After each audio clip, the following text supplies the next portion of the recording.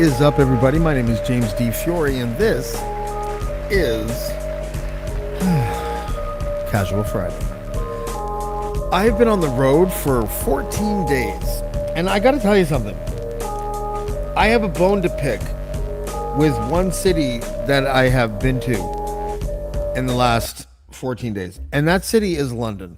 Okay, can I just tell you something?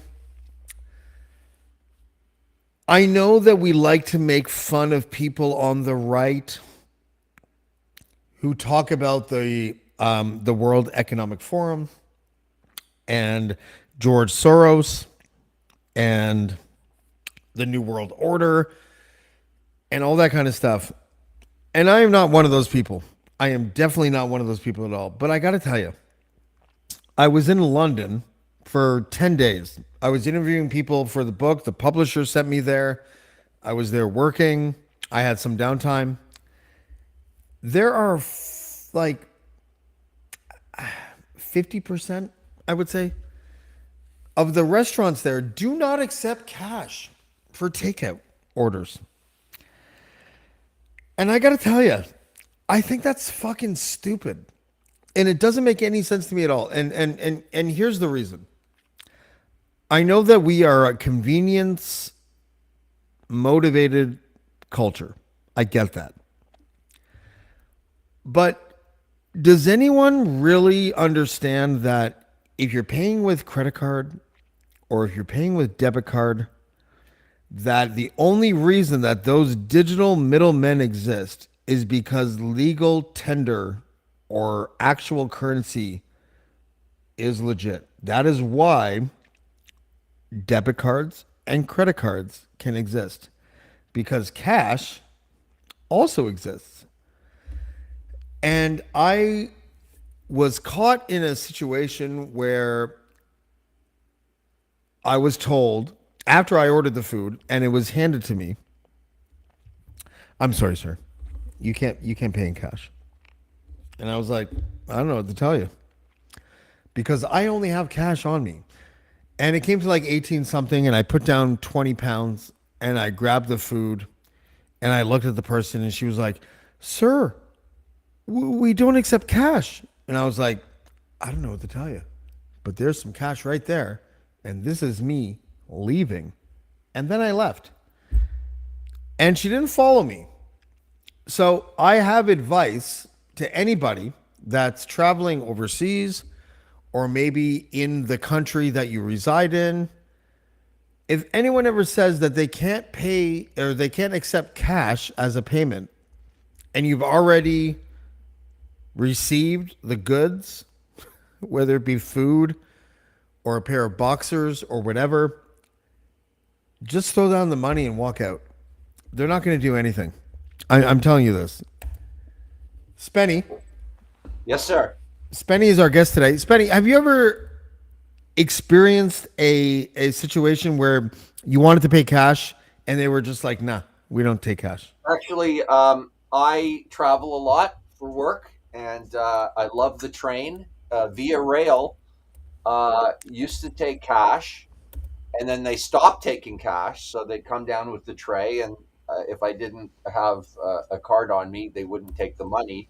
And it went over like a lead balloon because they changed it back to they accept cash again. Yeah. Um, I recently was told that by me, like I wrote a piece for Crier, something about, I think it was like, for some cash is king, but for London, UK, cash is an orphan. I talked about my experience, and people were like, "Oh, I never carry cash anymore." Blah, blah. And I was just like completely dumbfounded, because if you remove cash from the equation, you can't use your debit card or your credit card. They only exist because cash exists. Are you in favor of a cashless society? Is my question. No, I think I think it should be any and all of the above, because you're right. There's the cards would be nothing without the cash in your account. I agree. Okay. Spenny, you had a matinee performance today from 1 to 4 in Kingston. I believe it was Kingston. How did that go? And how trashed did you get before you went on stage? Well, It was more during the. I play three sets. It's it's like a 3 hour gig with two breaks. So I drink when people buy me drinks, Okay. and so that was a while ago. And I'm now into the hangover stage of not feeling particularly great. I just took a couple of Advil, and I'm not one of those people that can be hungover and drink more booze to feel better. It Right. doesn't work like that for me for whatever reason. You're not the hair of the dog kind of person. Hair of the dog, or as Bill Murray used to say, the hair of the pup. Yes, I'm not. I'm not either, but when I used to drink a lot, a Caesar in the morning, I was okay with that. Yes, and I also recommend it's uh, clamato juice with beer. Oh my god, I only drank that once, and that was in Saskatchewan, and I loved it. Yeah, and that actually did help my hangover. So I'm full of shit. I forgot about Um, did you have any time over the last couple days to take a look at or to think about and ponder the announced separation of our prime minister and his wife Sophie Gregor? it. I guess so. Sure, I thought about it, Did you have and any I like? read your posts about it too, which I completely agree with. I posted 3 or 4 things about it. You know what's funny? I always feel a little bit weird. I feel like I telegraph my mood or something because there are certain topics when they come up where I'm just like I'm all over it, and I and I think I telegraph to people that like, oh, James is writing about this because he's also recently separated, and so I tweeted a couple things and I wrote 2 articles about it. So I know that I kind of went to the trough a little bit more than most people would, but I'll just let you know off the bat. Like I'm of the mind where it's like, if it was Pierre Poilievre and his wife that were announcing their separation, Mhm. I would have literally done the exact same thing. I would have said the exact same things. I would have posted the exact same things.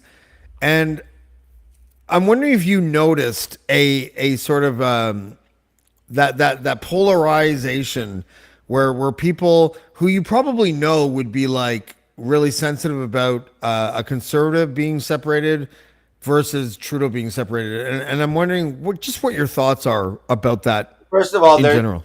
the exception to the rule would be Don Jr. I think that he's got a Yeah, target on his back just because he's such a loudmouth.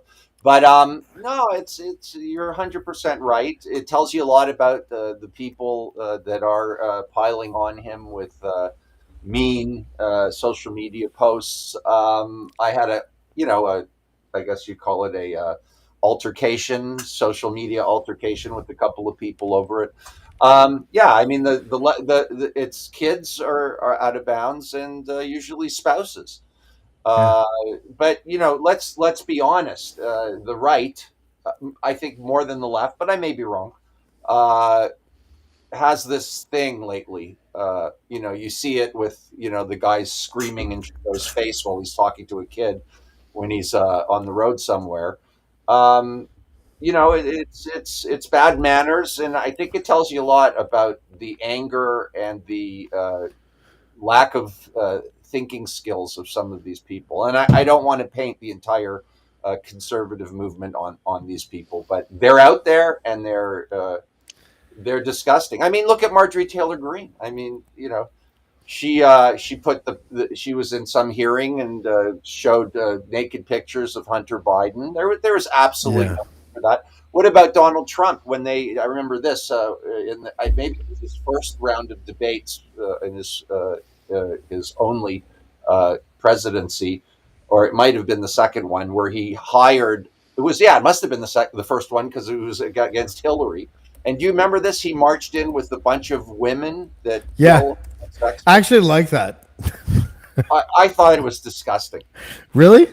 Yeah, Why did absolutely. you think? Why did you think it was disgusting? Because I really don't think the sex lives of politicians really mean anything. Well, one of them claims, and by the way, received a settlement that he raped her, Juanita Broderick, and I'm Facebook friends with her, and I've actually had conversations with her about this, and I was just like, and this is going back years. Like I've known her for years now, and I was just like, listen, like, that's a really serious charge. But if you, if It's it, not and Hillary. It's not Hillary. oh, It's it's not Hillary. Yeah, for sure, for sure. Yeah, so okay. If Hillary. that's your point, I'm totally with you. I'm Yeah, totally with you. that's my point. Did you think that? I don't know I don't know how I want to ask this. Like a week ago, I was caricaturized because, or maybe it was more than a week ago, maybe 2 weeks ago. When Pierre Poilievre took off his glasses and wore a tighter shirt or whatever the fuck, and I was basically saying, listen, if you were pissed off or annoyed or snarky or whatever about how the right slammed Justin Trudeau for growing a beard during the pandemic or for having really wavy hair, I don't think you should really be picking on Poiliev for taking off his glasses or wearing a tighter shirt. I still feel that way, but I'm wondering how you feel about that. I think it's, if you're going to go down that road, sure, I wouldn't do it. I don't think I said one word about his changed look. I snickered to myself and just, there's so much that we can, uh, discuss and fight about, unfortunately. Those I find that a lot actually with political postings, when they get into the physical stuff or the stuff that really doesn't mean anything and it's got nothing to do with policy or a person's what they've done in their career. It is what it is. I don't get upset about it. I just personally don't do that. I try to keep it. Well, I'm sure there'll be people who post shit that I did that don't conform to what I'm saying. But I like I did once. Here's an example. I was on Instagram. I had a picture of Donald Trump, and I was learning how to use where you could put the letters on. I'm not Yeah. very computer literate, so I wrote, traitor, narcissist, scumbag. And I kind of regret that one because there was really it just was there was no idea behind it. It was just a complete. Even though some of it in my mind is true, I try to do a little bit better than that kind of argument. Did you have any, or do you have any opinion on the way that the separation of Justin and Sophie Trudeau has been covered? I haven't seen a lot. I've just seen the stuff of the people that were. Uh oh.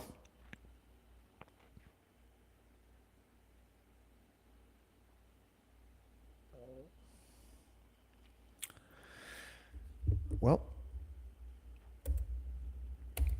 ladies and gentlemen, Spenny once again has internet issues, and here we are with just James DeFiore. I would like to talk a little bit about the Justin Trudeau Sophie Gregoire separation.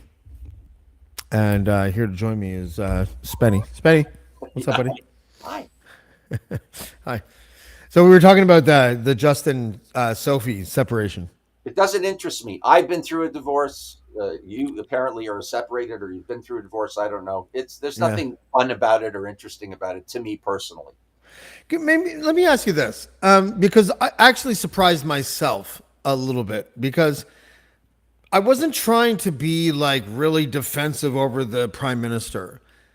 I was being really defensive over myself. I was like, I looked at the principle of like a couple separating and I applied it to myself and I was like, fuck everyone. Like, just like, don't talk about this in a way if unless you know personal details. And even if you do, maybe that's a better reason not to.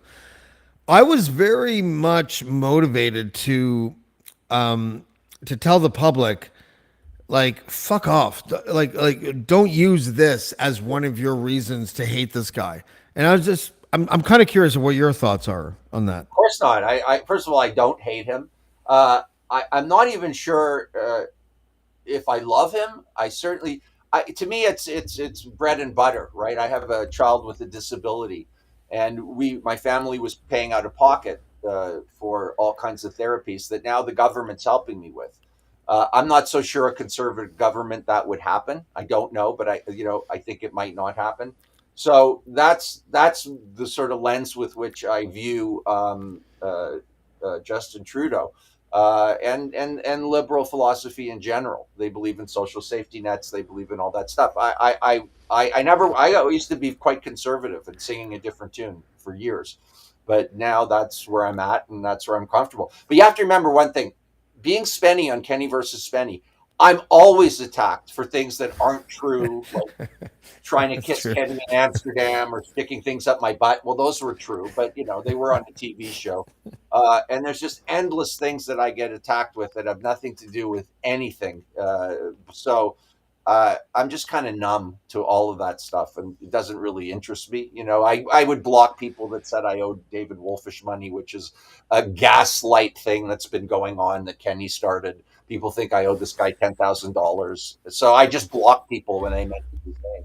Now, What David do you, Wolfish has passed away, and what do you really, think it says? What do you think it says about us as a people, as Canadians, yeah, when?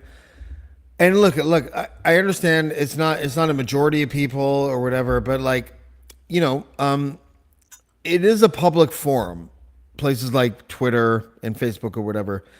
X. And yeah, X, sorry. And you see and you hear people, or you read tweets or X posts or whatever the fuck they're called now. And it's so I posted two pieces. One was about their separation, and one was about just a separation story that I had experienced. And there's these comments underneath it, and the comments are like, their kids experience chefs and Lear jets, so it's not totally not the same thing. Or this is a guy who marginalized people that didn't get vaccinated and said that he hoped they would die. So fuck him. He never Like, said that, to my no, I knowledge. know he never said that, but what's a really weird thing is that I don't actually think Justin Trudeau is a very good prime minister. I really I don't. know a lot of you guys on Crier think that, and uh, But let me just finish that. I don't think he's a good prime minister, but I don't have this urge to just trash him for the sake of it. okay, well, here's what I think about all of this, and everything's on a spectrum. So the U.S. is probably the British are the nastiest when it comes to tabloid, just meanness in the media. United States is pretty bad, especially the Trump era, and Canada is not as bad as America, but it's shifted towards bad. Yeah. So we're seeing things. I've always loved about Canada the stuff that people make fun of us for, like the politeness, the not completely insane greed, and where your identity is based on how much money you earn. I've always loved that about Canada, which is one of the reasons why I'm so anti. The convoy. Well, the convoy is a bad example because I agree with a lot of what they said. I just hated their methods, but that's another story. But we see a lot of the. Well, I mean, I've even heard that Americans are money is being shoveled into Poilievre's campaign. You probably know way more about it than I do. That there is now a, uh, you know, America, like Tucker Carlson made this documentary that didn't air because he got shit canned. Thank God. Which was Yeah. like, we need to go invade Canada to save them from Trudeau. I mean, this kind of rhetoric is just completely inappropriate. And I'm not surprised. To tell you why, because let's be honest, most people don't read anymore. I don't mean you. Obviously, you're a writer and you're an intellectual person. But the average person, they don't read anymore. And they're never going to read because reading is a muscle. And once you don't really read, then you're really getting all your news in snippets, whether it's on Yeah. television or on social media posts. So there's not much room for nuance.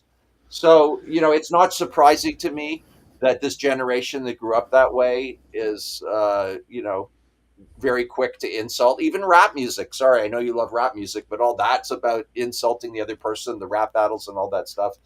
It's like a thing, and I don't see it going away, unfortunately. Well, it's but you're a comedian or a comedy actor or whatever you want to call yourself. But comedy roasts and rap battles are pretty much the exact same thing.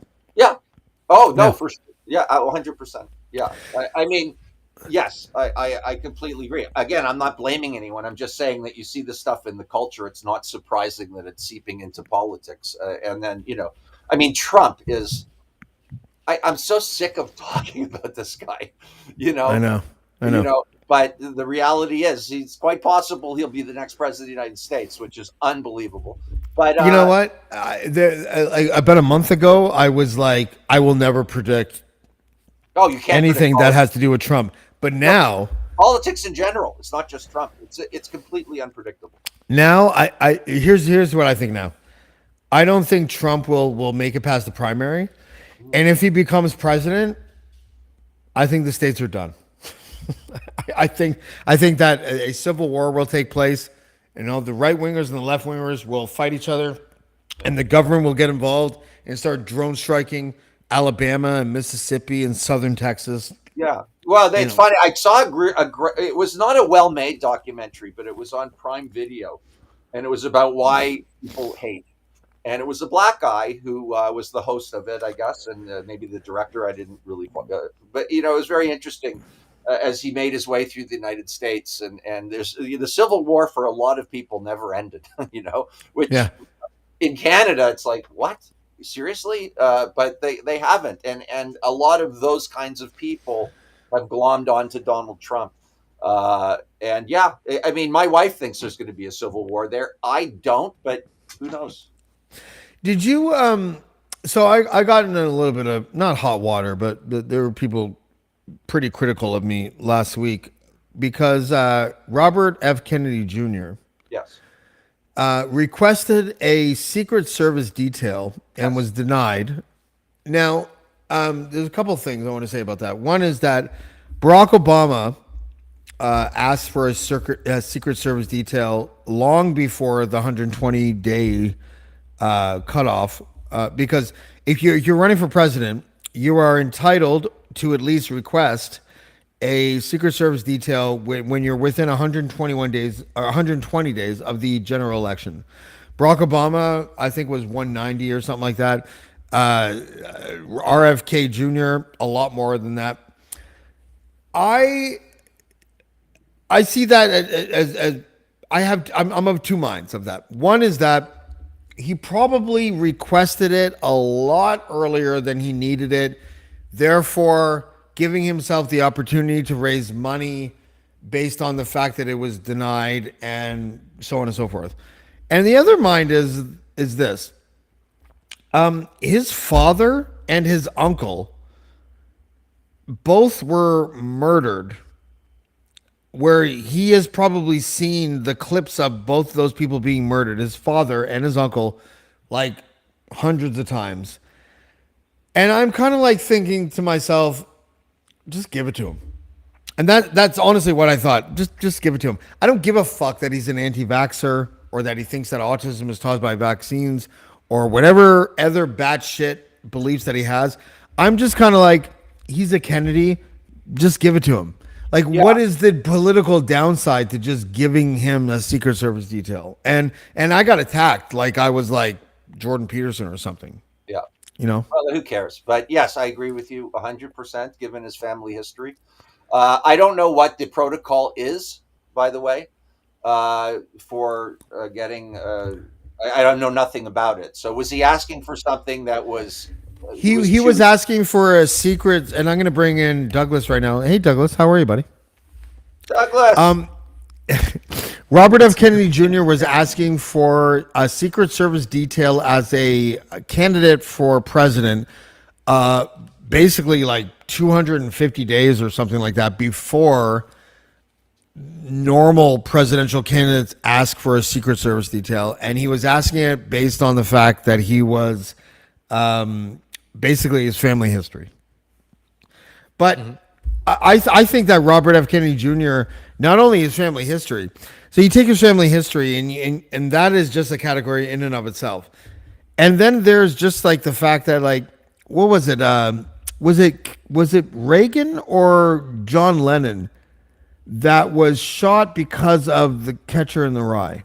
I John don't Lennon. remember which one it was. John Lennon. I It was know John all Lennon. about that. Okay, like just having the name Kennedy should just put you in a category, like almost like an existential category of maybe you might get assassinated because your name is Kennedy.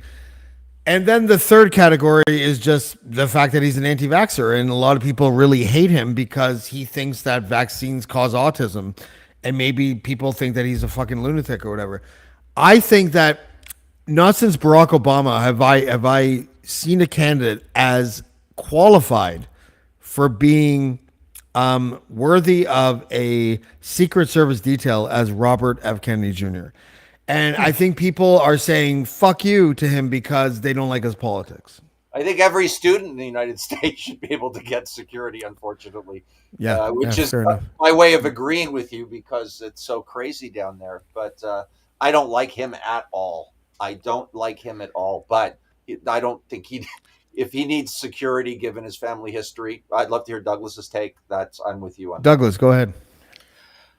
Oh, Oh, by the way, I love you, Douglas. Good to I see you. love you too. Yeah, it's so nice to see you, Kenny.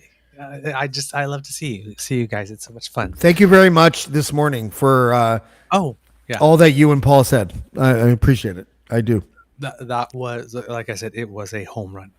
It was Thank a you. home run. It was a beautiful article. Thank you. Um, Interesting topic. You know what? Until you guys I heard you talking about it, and I actually like walked in when you said he saw both his parents murdered, and I'm thinking, what the hell are we talking about? So it took me. It was almost like listening to German, where I had to like listen for the verb at the end of the sentence. Oh, we're talking about Yeah. RFK Jr. Okay, okay.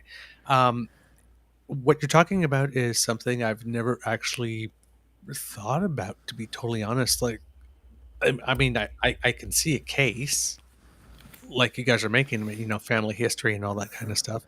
And then I see the case like you mentioned, Barack Obama, and when he was a candidate, they didn't give it to him either. No, they did give it to him. When he was a candidate?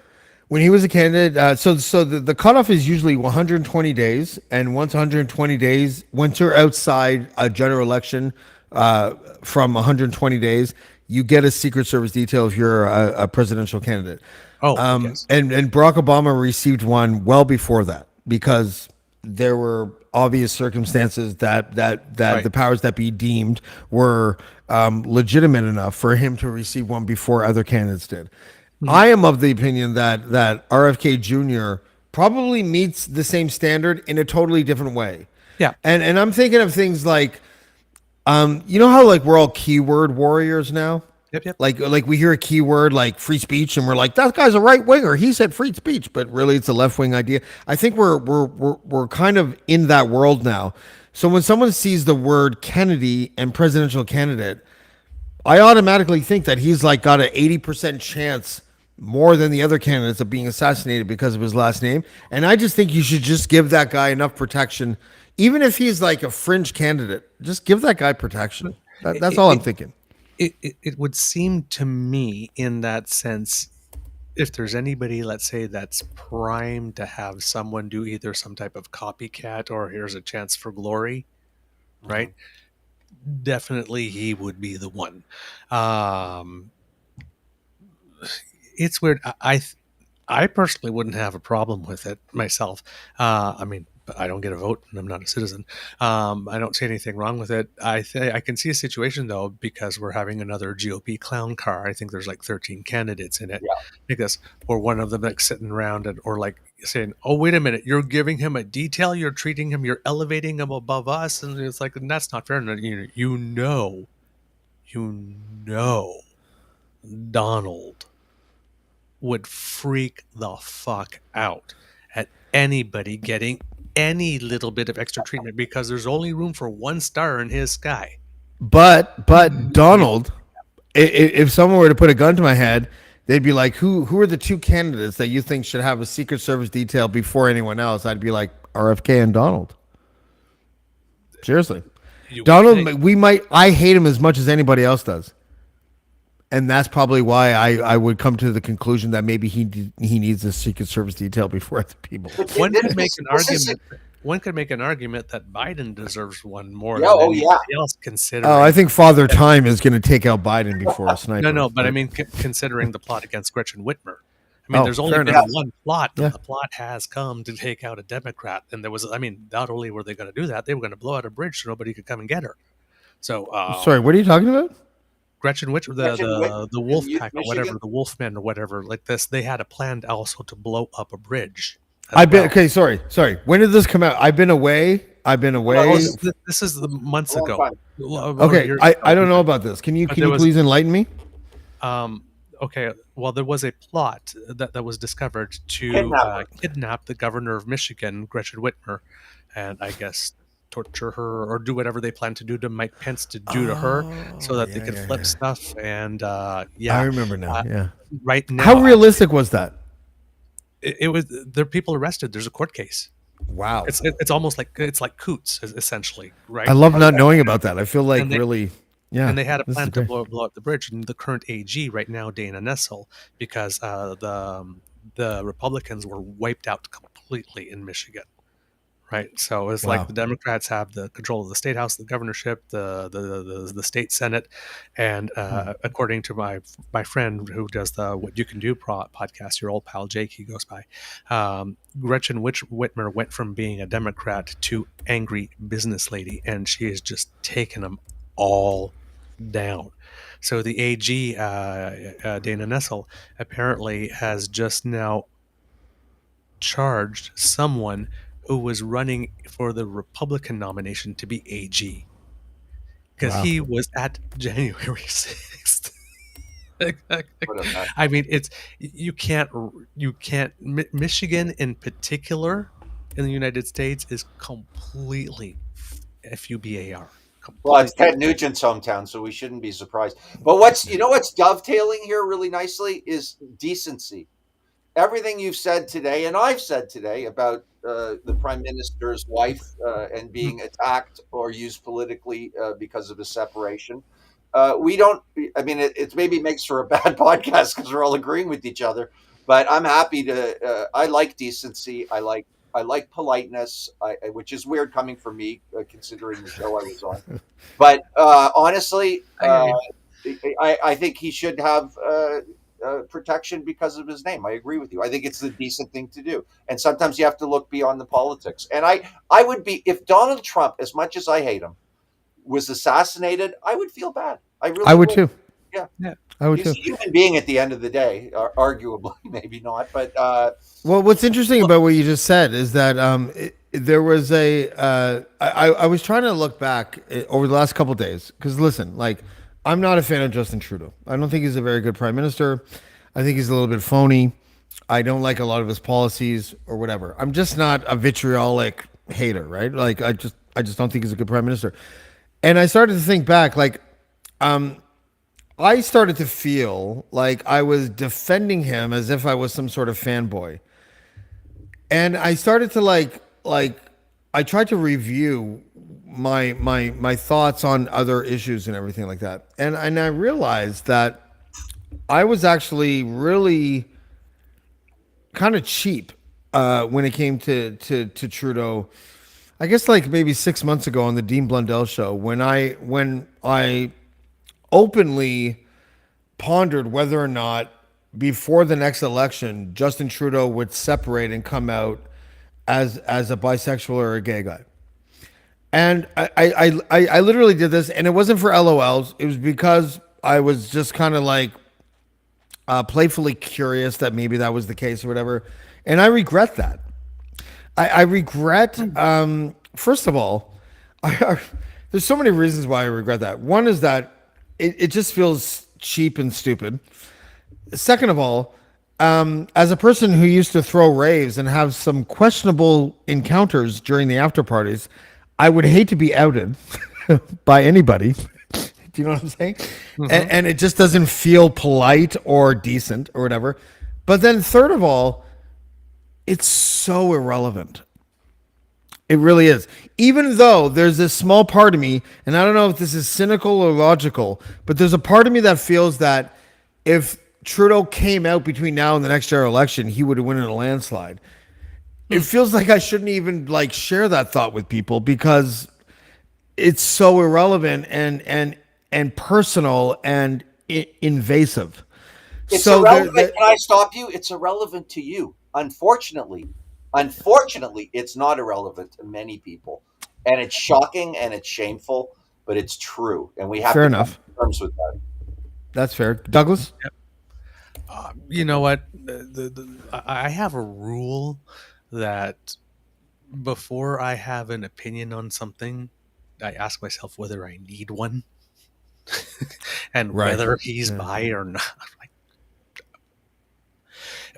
if he is, he'll tell us in his own time, and then I can have an opinion if I choose to have one. But until then, I mean, that it's so much wasted energy.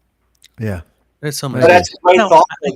I can understand the speculation and like, let's have fun with this, right? Like, there's a couple of jokes, like some Is of them. it? You might Can I ask consider you, Douglas? Is it okay to? And I honestly don't know the answer to this because I'm not a gay man. But I'm wondering, is it okay, depending on the people who are having the discussion, to pontificate and ponder and wonder about whether or not he has a better chance of winning if he comes out before the next election, or is that just fundamentally disrespectful? I would say that if there was something in the public domain concrete enough that if there were whispers about that we had seen, and I mean like really concrete enough, Okay. um, then yes, it's an area for speculation. So right Like now, then let's no. say, for example, it was John Baird we were talking about instead, Right. right? Where I know so much about everybody John Baird knows, that I but can't even like comment right now. where everybody knows, but it's not, or Lindsey Graham or whatever, right? Everybody. So Lady Bird? maybe, maybe not, right? But I mean, Lady everybody's. Bird Johnson? But I mean, everybody's assuming now, right? Like, let's Yeah. let's just put it. Dude, I used to be a rave promoter. I've been at a couple of after parties where I'm very happy that smartphones didn't exist when I was The there. uncle that never married. I had an uncle that never married who lived with an older lady who loved cats. And, when I was a kid, I couldn't figure it out. And then I grew up later and I was like, oh, okay. Yeah, that's what you did in the 70s. Okay. So how would I put it? I, it, I don't really have anything, to be totally honest. That's okay. It's if there was something concrete, then you ask about it. But given that it isn't, it really is. I have this thing that I say: people stating wishful thinking as fact. Mhm. So you see a tweet: "Oh, he's getting separated now. Oh, well, he's done. It's over." Like, you would like that to be the case, but I mean, there's Let me only ask you one- this, Douglas. there's only one- If there was a hold on, sex tape there's that only- came hold on, out hold on, between... hold on, hold on. Oh, Let me sorry. finish my sentence. There's only one other prime minister in Canada who was His divorced dad. while in office. Yeah. And he got reelected. Yeah. like, Well, the reason why I asked you that question is because, again, and I regret this because, listen, my mentor is Dean Blundell. Okay, 3 years ago, he took me under his wing. I did hundreds of shows with him, and then I did my own show. And he was a shock jock when he was a radio on CFNY. So we had discussions at the time, and it's not his fault, but I probably wouldn't have now. And I'm only bringing this up because we talked about this 2.5 years ago about if Justin Trudeau came out, would he have a better chance of winning the next election? And I always said yes, right? he would. I think he would. But Yeah. it would be. But it's impolite to talk about, Yeah. even though I'm talking about it right this second. But if there was Right? something out there that you can hang your hat on and say, like, come on, girl, just open the door. You got your hand on the knob, just turn and step out.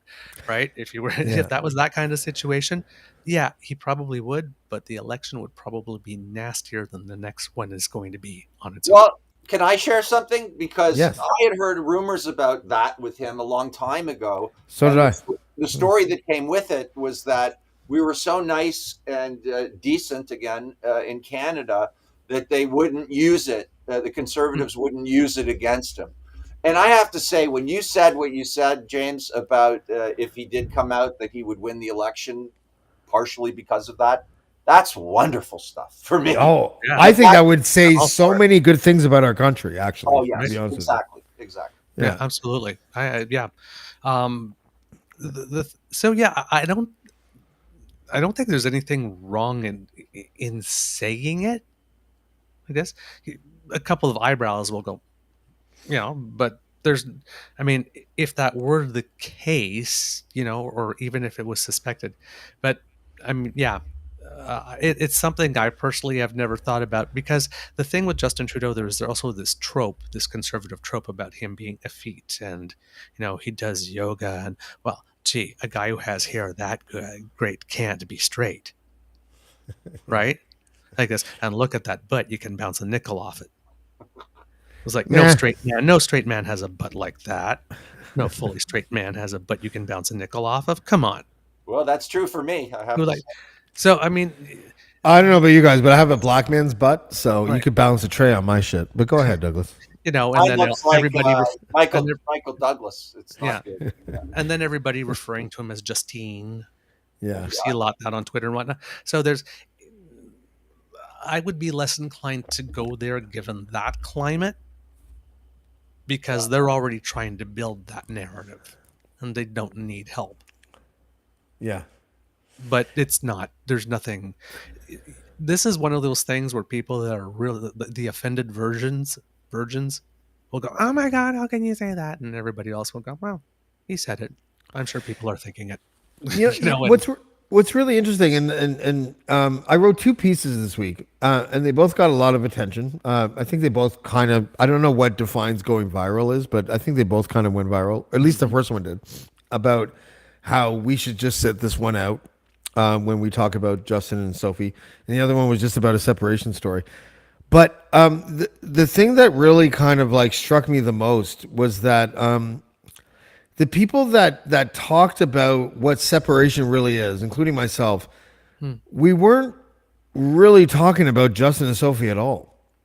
We were talking about just the general topic of separation and divorce.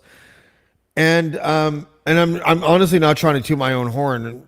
To be perfectly honest, whenever I write something personal, it's a little embarrassing, and I don't really like to talk about it that much. But I think that the right way to do that is to not make it about Justin and Sophie at all. Like when I wrote both of those pieces, I wasn't thinking about them. Right. They were the starting point that prompted me to write about that shit. Right. But I wasn't thinking about them at all. I was thinking about my own situation, or just the general idea of the shrapnel that people get hit with when they talk about separation and divorce. It's not tabloid for those of us who don't hate Justin Trudeau. For those of us who don't hate Justin Trudeau, it's just like a life chapter that we've all kind of dealt with. And I think that like that is an important distinction between those of us who like traffic in vitriol and those of us who don't. It's a thing, right? When you look at, we're here in Canada, right? And we look at ourselves in the world and we're just Canada. It's like the G7. It's like we're lucky to be in the G7 because we're really 10, and all that kind of stuff, But when it comes to these type of in the world, you have to understand that our prime minister right now is the longest serving head of state of a progressive nation, of the big progressive nations. He's the one that everybody else is looking to around the world. And as much as the conservatives here like to bash him, he has a pretty damn good reputation around the world. This news went global, right? They're commenting about it on The View and everything, right?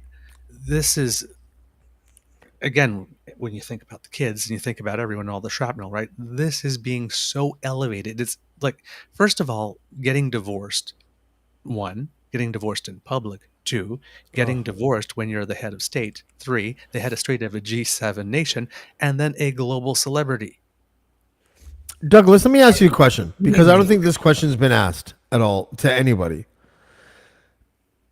Most people have a reflex that say that, like, I'm including myself in this, until just like earlier today when I thought about it a little bit more and I was like, wait a second. Most people think that if you're a public figure and you're separated, that it's so much harder than when you're private. And I started to think of my own situation. I've been separated since April. And I kind of fucking believe, to be perfectly honest with you, that if I was a public figure, that my ex would be a lot more well behaved than she is right now because it's public. So I'm just kind of curious what you think of that. That's one possibility, and the other possibility is Amber Heard, right? Yeah. We've seen both, and you never know in what situation if someone's going to zig or is going to zag like this. And in 2023, with hey, the worst thing that can happen, or the worst I can be, I can maybe go viral and make a career out of that. This is a different world, Yeah. right? This is a real different world. Like before internet, maybe, but after, hey, let's start my own little show. That's like, especially with victim culture. Ooh, it's a different game.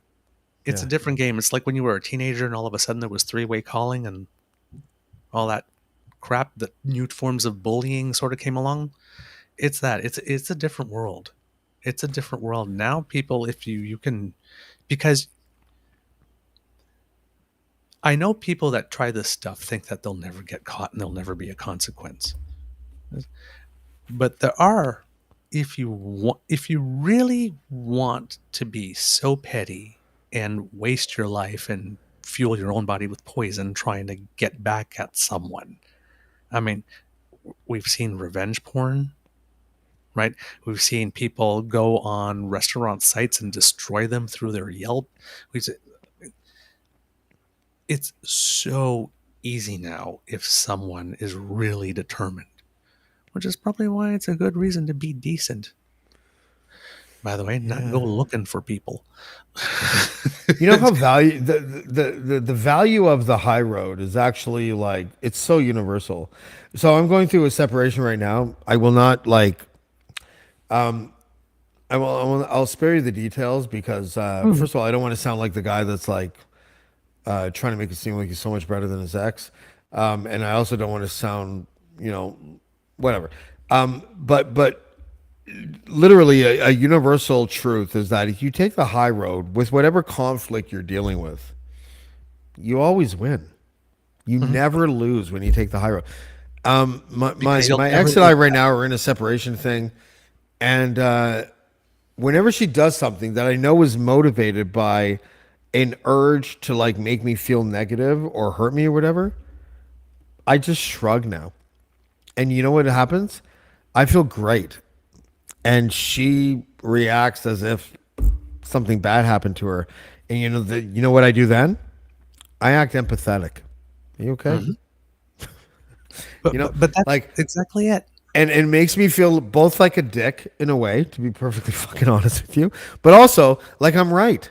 Like I just want my kids to be happy. I want my kids to come over and know that when they're in this, this residence, that they will never hear anything negative said about their mom. That's all I want for my kids. When they go back to their house, to be perfectly fucking honest with you, and I know that relatives of her watch this show, they hear her talk shit about me. And you know what happens? They come back here and they thank me for not talking shit about her. And you know what that makes me feel? It makes me feel sad. You want to know why? Because I don't give a fuck about winning. I give a fuck about a mutual semblance of respect so the kids have something to imprint off of. Yeah. And I'm fucking really, really sad that my ex can't do that. I don't give a fuck if this makes me feel like I'm being braggadocious, but I'm the fucking good one in my separation. I do not talk shit about her. I praise her to my kids. And then all I hear from them is how mommy says this about daddy, da, da, da. And it breaks my fucking heart because it's about them. It's not, I don't give a fuck what she thinks about me, but my kids are really the ones suffering for it. Anyways. See, the thing with taking the high road, it's playing the long game. Yeah, it really is. If you're thinking about your relationship with your children, game this out 15 years down the road. If things remain constant, you continue being the you are now, and your ex continues being the person that you're saying she is now. What happens 15 years from now? They move in What's with that whole- daddy. That's what happens. Yeah, but it's not a competition or anything, right? It's just, who do you want to be around? Can I Because what kind of energy do you want around you?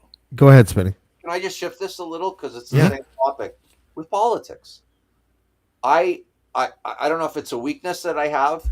I find it very difficult to take the high road on social media with Mhm. certain people Mhm. that I encounter. And I struggle with it only from an energy point of view, like I'm wasting energy. Yep. But I feel like that is the high road to stand up to these people. And I'm not talking about a swath of people, but the people that are rude, disgusting, ignorant. Maybe I'm wrong, but people think like, oh, Spenny, you need to go outside. No, I'm perfectly happy. In fact, when I do fight back with those people, I feel better. So I don't know if that's counterintuitive to what you guys are talking about, or because it's politics and not real, life, like what James is talking about. Maybe that's the difference. I don't know. It's how you do it, right? I'm I'm everybody says I'm nice, but I mean, if you actually look at my Twitter account, I'm pretty trenchant. I mean, my Douglas is opinion- not even following me yet. Just to let you know, Douglas. Yes, I am. No, you're not. I'm not. No. Well, then Elon disconnected us because I make sure I follow you. You never were. No, go ahead. Well, The yeah, true that's how we eager got- beaver is, but not that- Douglas. Not Douglas. Oh, okay. I have to go check that. Yeah, I'm sorry. And I have to fix that. And I forgot what I was saying. Sorry, I don't give a fuck. But go ahead. I We forgot what I what was he saying. was saying. We were talking about politics and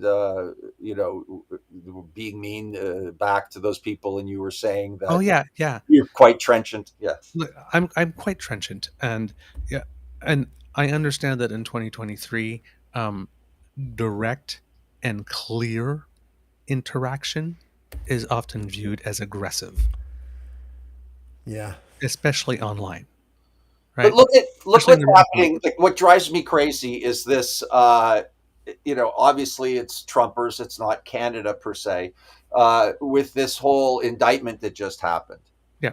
And how the Republican politicians and pundits are putting out these narratives as a test, a screen test for I don't know what, or how they can measure what works and what doesn't work.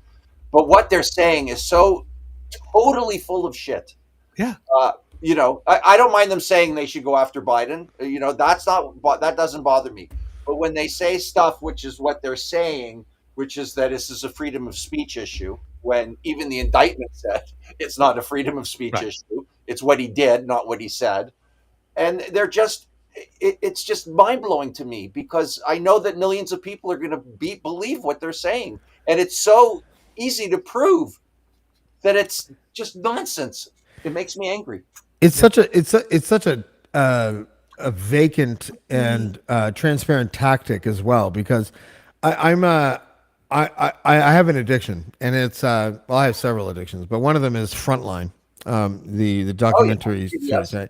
Yeah. And there is a Frontline series of documentaries that deal with the Trump and Obama presidencies, where it's just like, when Obama was first elected, the Republican establishment literally went to a restaurant and decided, like, Oh yeah. a week into his presidency, that they would just like fight every single thing that he wanted to accomplish, no matter what it was. It didn't even matter.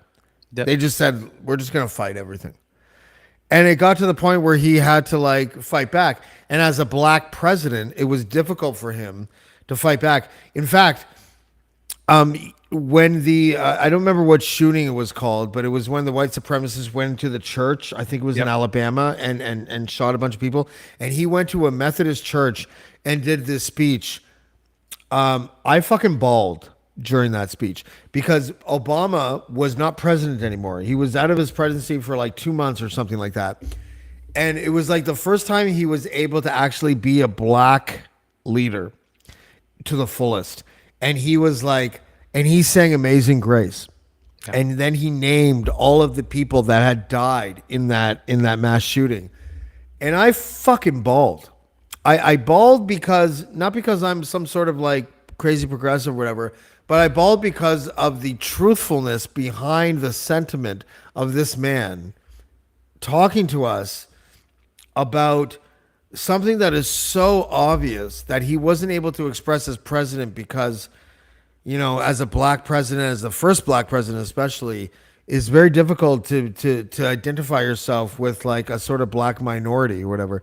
But watching truth like that is so powerful, and we get away from this in a present in our present sort of climate, especially politically, where we don't have leaders that not only do they not express themselves in that sort of authenticity, but they almost can't because they have bases that rely on them to like toe the party line or to like say something more universal that's easier to accept. And we're in a very tricky place right now as far as our era of polarization goes, where we need a leader that can bridge both sides. But the farther we go on this weird political experiment, the less likely it is to have a leader that could actually do that. And I'm very much afraid of what the next 10 years have in store for both of our countries, United States and Canada. Yep. Me too. Absolutely. Yeah. That was at Mother Emanuel Church in South Carolina, I believe, in Charleston. Yes. But yeah, that Amazing Grace moment. That was, yeah. Is this narcissistic or arrogant for me to say that, like, I think I'm reasonable? I think I can identify someone who disagrees with me that has an argument. Yep. Even something like abortion. I'm 1000% pro-choice, but if you're a legitimately religious person or whatever, but I find a lot of stuff, mostly on the right, I got to be honest, appalling. It's Oh, yeah. appalling, and I don't know how to deal with the anger I feel, the hopelessness that James was just talking about, and Yep.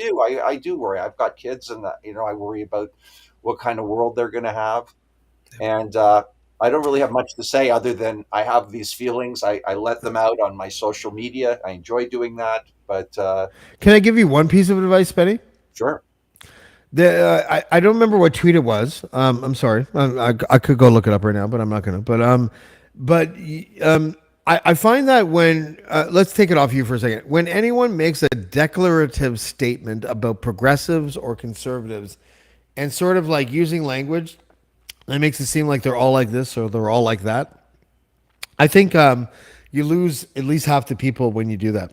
I try And not to do that, but I'm sure I've made mistakes and done it. you did one thing. You're like, I can tell you said something like, I can tell you're a conservative because you said this. It was something like that in the last 24, What I 48 said, hours. what I said was maybe again, oftentimes what you say and what you mean are two different things Yeah. based on your ability to communicate and the emotions behind it, how much time you have to think it through.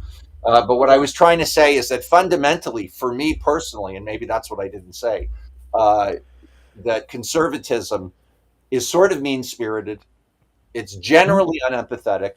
Mhm. And I know this because I lived in the States. I was like listening to all the right wing radio. I was caught up in it. I was making lots of money, and I sort of latched onto it. So I feel like I know what I'm talking about, and I can see why someone who's conservative. I might not be talking about all conservatives, and I think that's what you're saying. Hmm.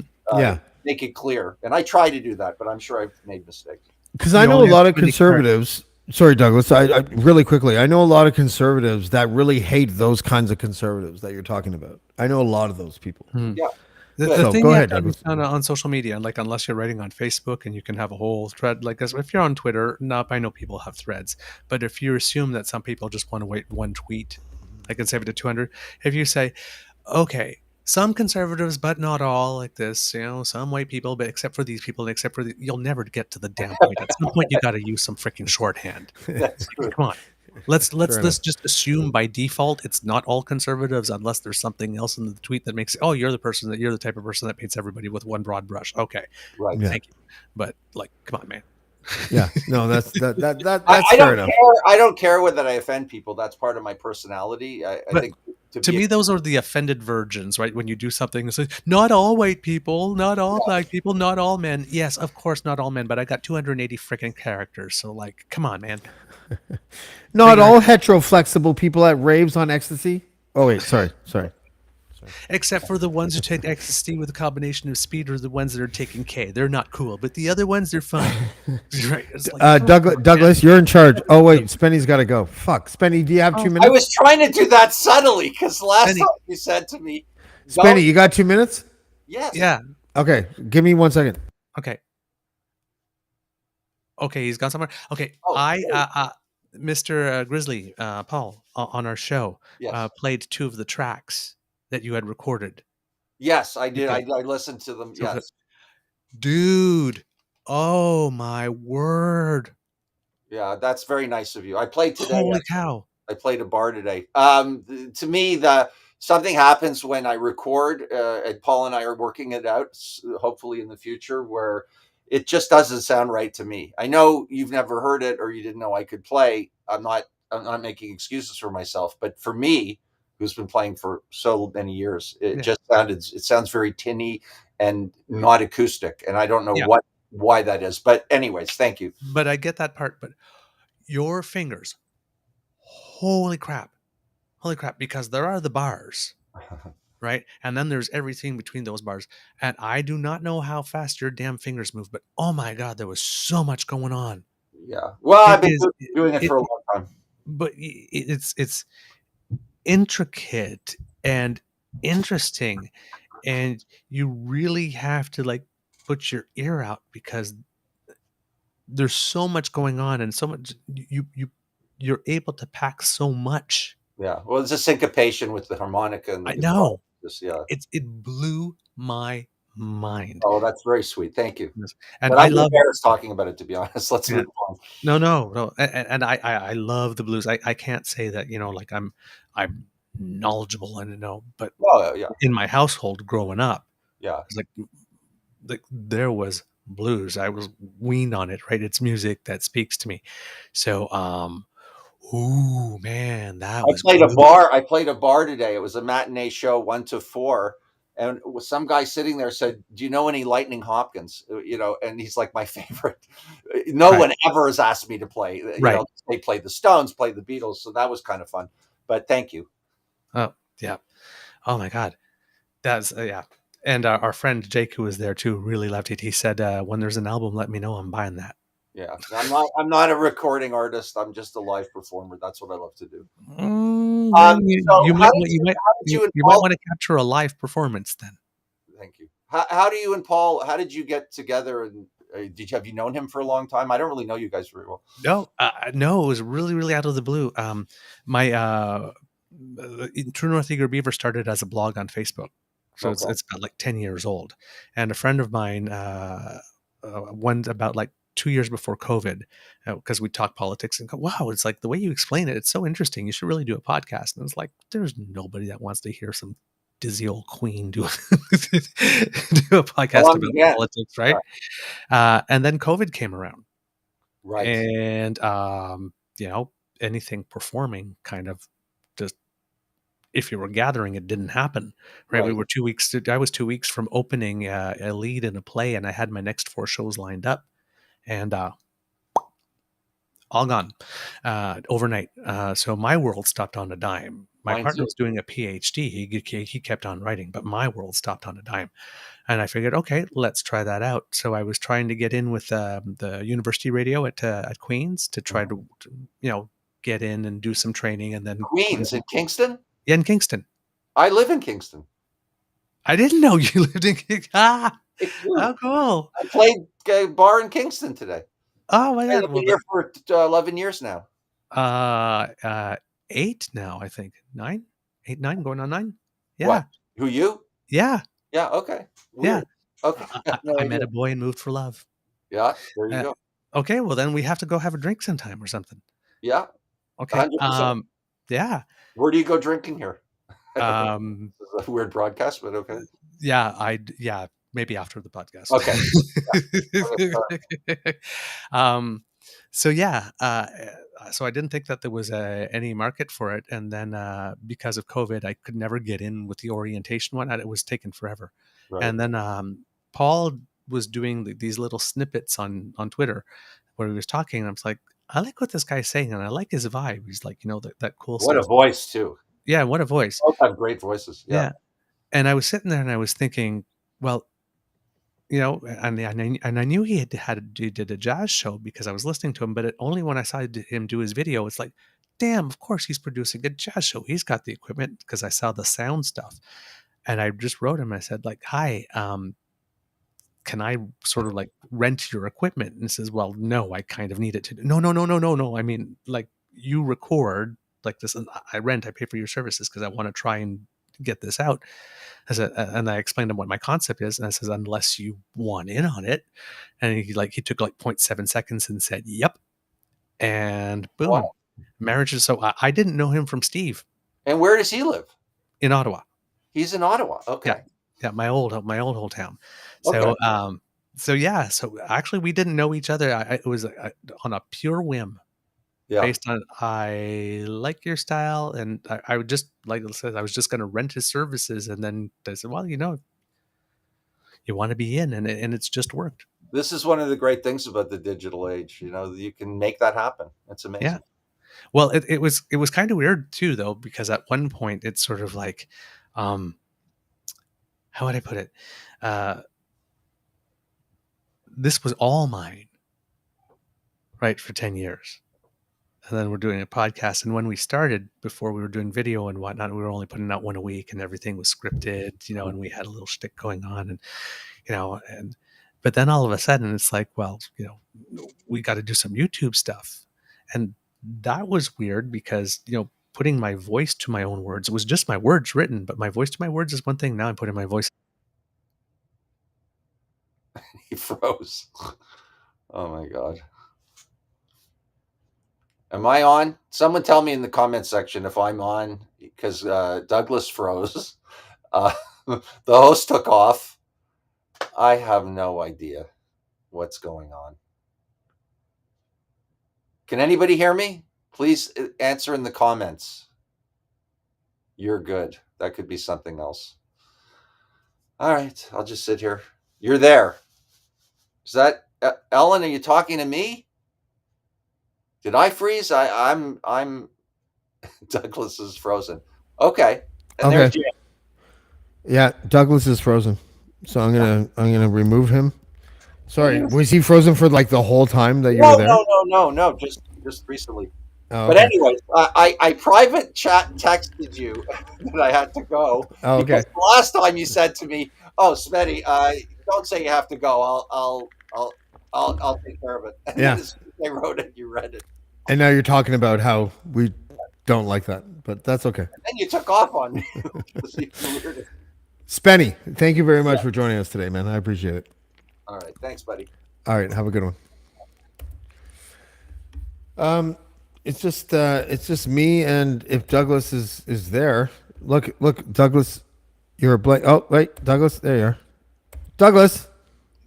Yeah, sorry about that. Like, I might have a delay for a bit as things keep loading up on my computer, but everything just shut down. Oh, that's okay, buddy. I don't know what you and Spenny talked about while I was gone, but I'm sure it was invigorating.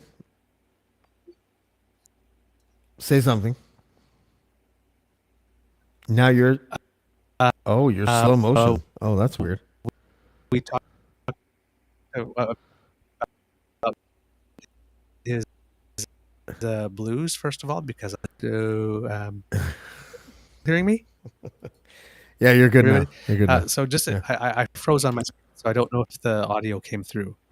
No, it's good. Okay, so we were talking about his blues. We found out we lived in the same city, and he was sort of asking how Paul and I got together. Oh, how did you and Paul get together? You might have to roll back the tape. It might be boring for the viewers. No, say it again. Ah, darn. I was looking. I had True North Eager Beaver started as a blog I had for a couple of years, and a friend of mine said I should do a podcast. I figured nobody would want to hear somebody like me do a podcast on politics. Then COVID happened.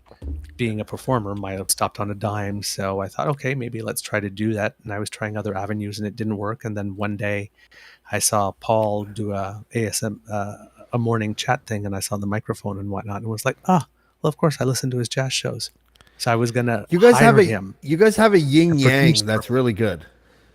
Yeah. I guess, and then I said, "Do you want in?" And he said, "Yeah." So all of us, rather than just produce, we went in. Yeah. And what I was telling Kenny is, I was a little, it was a little weird at first because, like, for 10 years this was my baby, and now all of a sudden, and we were writing scripts at first, which was fine, but when we started doing live, all of a sudden it's like I realized I don't have time to write a script every day. I have time to write notes and specific things, but a full script like we were doing, I can't. Which means that he's bringing more stuff forward. So the content was pretty much all me, and now he's contributing more to the content, and I'm sitting there and it's like, ooh, do I want to let go of my baby? Do I want to let go of my brand? Because this is not what it was really just my voice. So learning how to make room for another voice, and it's like you're not just the sidekick, but like if you've got an issue you want to bring it up. If you have a guest that you think would be good as well. But the first time he said, "Hey, I've got 3 guests I want to bring on," I was like, everything went. I was like, do I trust this? And I said, and I didn't let him know I had any hesitation whatsoever. It's like, but inside, everything was like, I was like, okay, yeah, sure, I listened to that. I listened to you guys this morning, and I called Paul earlier today, actually to get your number. I'm surprised I don't have your number yet, but I was I told him there was 3 reasons why I called him. One of the reasons was because he read a piece of mine. Mm-hmm. This is totally unexpected on your show this morning. Yep. And I told him when I wrote the piece, I wasn't really impacted by it. I just kind of wrote it and posted it. But then when he read it, I was on my back deck. I was having a smoke.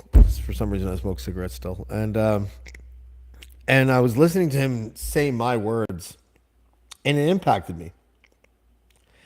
It made me feel like a little verklempt. Even though I wrote those words, hearing those words come back to me, especially in Paul's voice, was emotional. It was kind of weird, and and I wasn't sure if I liked it or not. Mm-hmm. Do you know what I mean? Like, I was like, I'm a little uncomfortable, but yet at the same time, I'm very much impacted emotionally by what's happening right now. Yeah. And it started to make me think about how it's not really your own voice that it shouldn't be your own voice that you react emotionally to. It's okay if it's your words, but when it's someone else reading your words, it's a whole different ball game. You know what I mean? Like, I don't know if that's ever happened to you. Yeah, well, it's how you got a glimpse into how the words you wrote, and you had an intention and a voice, how other people hear it. Because he didn't just like turn around and read himself today in the news. No, like he read it with intention. Yeah. Right, putting emphasis, slowing down, speeding up at certain spots, and putting emotion where it was required, or what he felt you might have been conveying at that point, but what he perceived. So, I mean, it's your words, and it's his emotional interpretation based on what he understood for himself, your words to be. Yeah. And there might be some things different in there that you didn't intend to put in there, but you're hearing. And I'm sure like 15 different people could read it back to you, and you would get something different out of each one, because everybody would put emphasis on what impacted them reading it back to you. Yeah, but it's that's accurate. It felt good. It felt vulnerable. It felt strange all at the same time, but it was good. And it was weird because I had just come off a trip. So I was in the UK for, I guess, 10 days, and then New York for 3 days. I want to hear all about it. In New York, I ended up linking with a woman. She's 31, Mm-hmm. Puerto Rican, but she happens to be the daughter of a colleague. Why am I sharing this? Wait a second. Oh, No, nothing happened. But there was obviously some sort of chemistry between me and her. mm-hmm. And what was really interesting about it is that I had spent 10 days in London and absolutely had no humanistic, meaningful experience with any other human being while I was there. And then Okay. I went to New York and I rendezvoused with this person. And immediately it was like we were engaged with one another. And by the way, when I say engaged, I don't mean like I was like, "Hey, how are you?" Like No. I was my game is that my thing is that I don't have a thing. I don't have a game. I just like whatever I am with Douglas right now, that's the way I'm going to be with you at the bar at the Kimberly Bastango, which is the downstairs bar to the hotel that I stayed at the Kimberly. And by the way, the Kimberly Hotel, if you ever go to New York, go to the Kimberly because they have a balcony. So if you happen to smoke cigarettes or weed, you don't have to go down to the lobby and go around Ah, the corner. You can just go on your balcony, and it's fucking awesome. okay. Good to know. And I sat there with this person, and it was really interesting because I didn't walk away thinking that I was in love with her or that there could be some sort of like weird thing between us or whatever. I walked away really thankful that I was able to spend time with a very attractive younger woman and just keep it about brass tacks.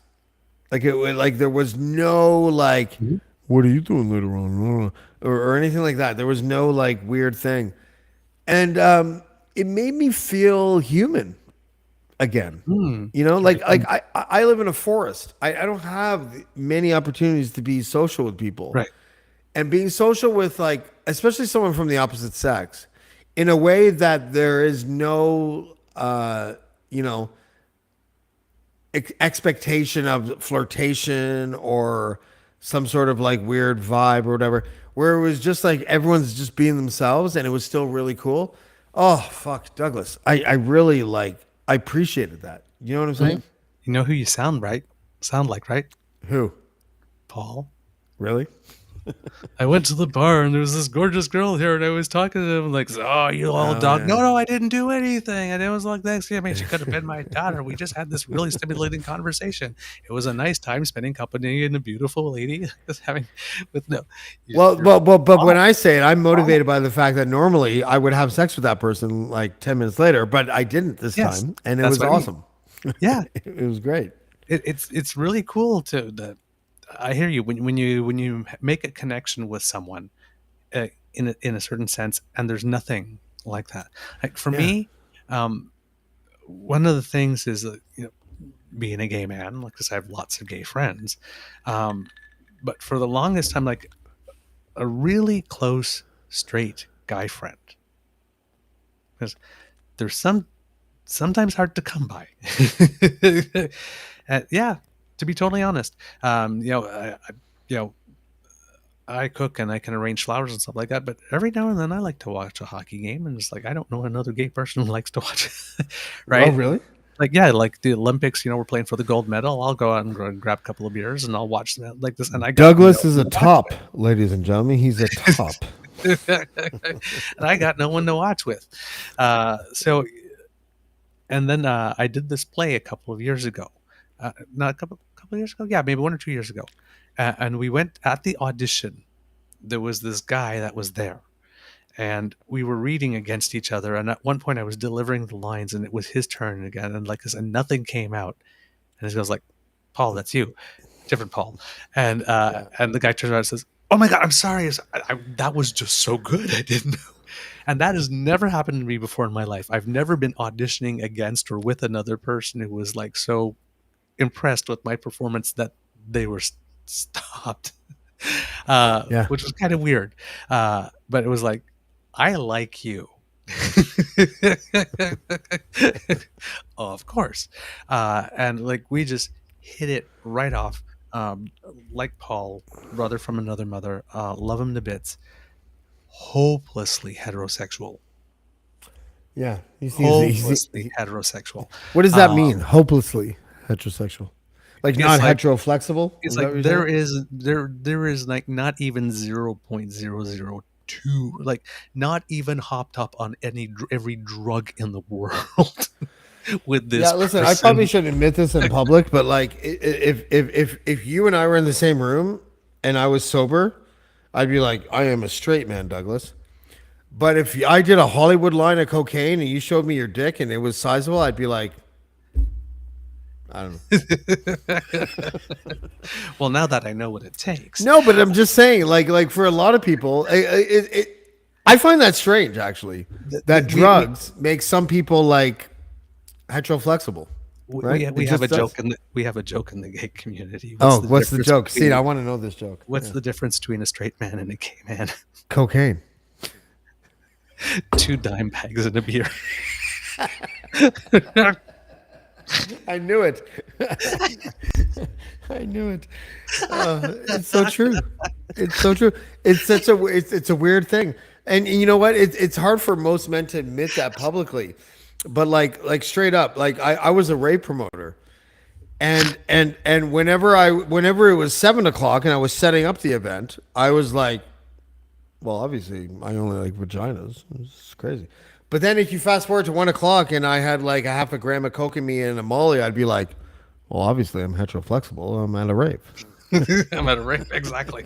2, 4, 6, 8. Is your boyfriend really straight? So, I'll do it if she tells me to do it. yeah. Where's your finger? Not there. Oh, wait a minute. That's kind of nice. Keep doing that. You know what's fucking weird? You know what's fucking weird? I grew up in Whitby, Ontario, and honestly, the shit that we are talking about right now, if I was in front of all my friends that are from Whitby, Ontario, they would all be like, fag, fucking faggot, and all that kind of stuff. And it still is a weird, I don't know how to explain it, like a thing inside of me where it stops me in my tracks. I'm not a bisexual male. I'm probably hetero flexible when I'm high on narcotics. Like I will totally admit that to you. But even admitting that to you, like I can feel and hear the Yep. kids that I grew up with calling Yep. me like the F word, Yep. and me like feeling shameful about it. But really, at the end of the day, I don't even like those people. You know what I'm And saying? why Like, would you take criticism from people from whom you would not take advice? right? That's the thing. And you know what's really fucked up is that my I don't know why I'm telling you this. My ex-wife is trying to use my hetero flexibility against me in my separation situation or whatever. When I'm just like, what does that have to do with anything? And even her lawyer has like emailed me and said that it doesn't mean anything. But she's still making it seem like I should be embarrassed because I can admit in front of the public that while I am like I would never French kiss a guy, right? I would never cuddle with a guy. I don't think I could ever fall in love with a guy ever. I over all of those things, you give me like a gram of cocaine, I might blow a guy. And I don't give a fuck. Blowing on blow. I don't care. You know what I'm saying? I don't give a fuck. Because it's 2023 and the only people that care about that are people that I don't really want to associate with. So let your freak flag fly, baby. No, I can't do that because that'll be very, very. Repression makes think people do weird crap. I keep on saying it. Repression. If I let my people do if I weird let my shit. free flag fly, I won't get a job again in any city. Just the way it is. How many porn names have I had with on your show? Oral Roberts is my favorite because in my mind it was Oral Bob. Oral Bob, yes. Oral Oral Bob. Bob. Yeah, that's right. And, Oh my god, I love it. I love it. I love it. I love it. Tell me more about your trip. Tell me more about your trip. London was good. I interviewed a half dozen ex Plymouth Brethren Christian Church members for the book that I'm writing. New York, I went there. I had to meet a couple lawyers for a couple things that I can't really get into, but I was also able to meet the daughter of a colleague of mine, which is the person that I told you about. It's funny because she has a tumultuous relationship with her father, who I'm friends with. She's 31, he's 62, I'm 47, so I'm between the ages of both of them. And we connected. Tell me if you think this is bad. We connected on our mutual understanding of how unreasonable her father is.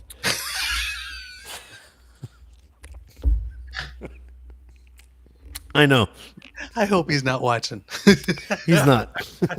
he's, he's dead asleep. Oh my word.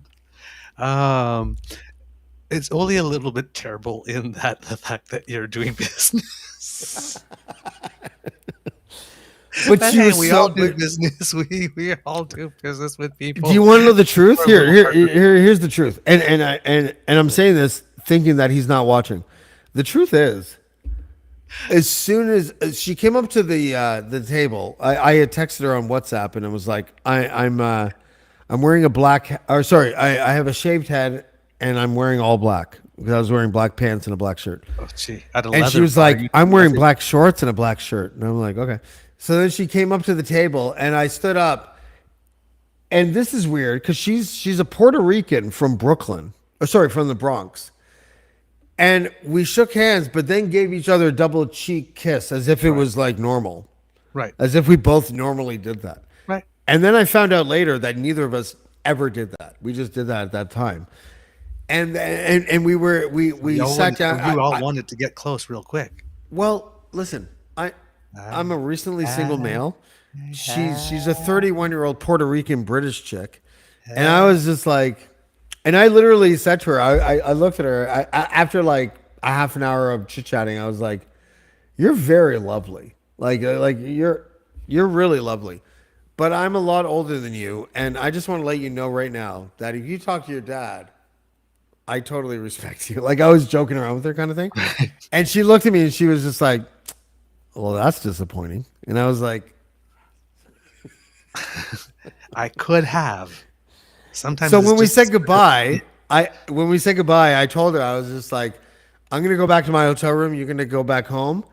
And that's going to be that. But I just want to let you know that as a You made recently that separated male, this was great. This interaction was awesome. Like I don't have any whatever. And she pulled me close. She gave me a little peck on the lips and she smacked my butt and she was just like, I'll see you next time you're in town. And I said, okay. Oh, And I was just like, this is dope. Like, yeah. You know what that means. I think know it what means that that I'm means. probably gonna like have a good time the next time I go to New York, but Yes. I could be wrong. Yeah. And But you know what, potentially- Douglas? You know what's more potentially, important? It's like I know you're going through something right now, so I'm okay. Holding it. Yes, exactly. Because what's more important is that, and someone else brought. I went to the coffee shop in the town that I live near, Barry's Bay, Ontario, about I don't know 6 weeks ago or something, and I had just started with the online dating shit, and I just finished my jokes about how I swipe left on everybody, and someone was like, "Why do you swipe left on everybody?" And I was like, "Because they're online dating. I can't respect anyone that online dating, so I'm just." So the only reason I joined Tinder was to swipe left because I didn't respect anyone that online dated. But then I went to a coffee shop and there was a girl there named Jessica, and I looked at my phone, and it was her, and she was about to like give me my large cappuccino, and I swiped left on her, and I looked at her and I was like, I just swiped left I just swiped left on you, and she's like, why? I was like, because you're online dating. I can't. I can't deal with that shit. So she started laughing because she got the joke, which is like obvious. I would just swipe left forever because everyone's online dating. And then you know what she said to me? To her credit, I can't date you. And I was like, oh, why? She's like, because I just read your article about eating all the Adderall, and you're at least a year away from being able to date anybody. And I was like, fucking right. Thank you. Dang. You just totally put me in my place. So, Dang. yeah, so she's dope. So now she's like one of my good friends. You know, like a platonic friend. You know what Yeah. is the most important thing? I don't know if you know this as a gay man. This might be something that you might not know. But as a straight man, the most important relationships that a straight man can have, in my opinion, are platonic relationships with straight women that are really attractive, Hmm. where it's Well, legitimate and authentically platonic. Not yep. like you're in the friend zone or whatever, but when you are just like, I only see you as a friend, hot ass chick, and they're like, yeah, same to you. Those relationships are invaluable. Hmm. You know, they're Absolutely. priceless. And that's the thing with me with like, yes, girlfriends I have, right? That's and that's Yeah, never been a problem throughout my life, I guess. But actual, straight guy friend, that's, like, people ask, right? Can a man and a woman actually be genuine friends? Right? Well, yeah. some, I guess, can a gay guy and a straight guy actually be genuine friends, or is the gay guy always waiting for the day that it will happen? Right, secretly pining.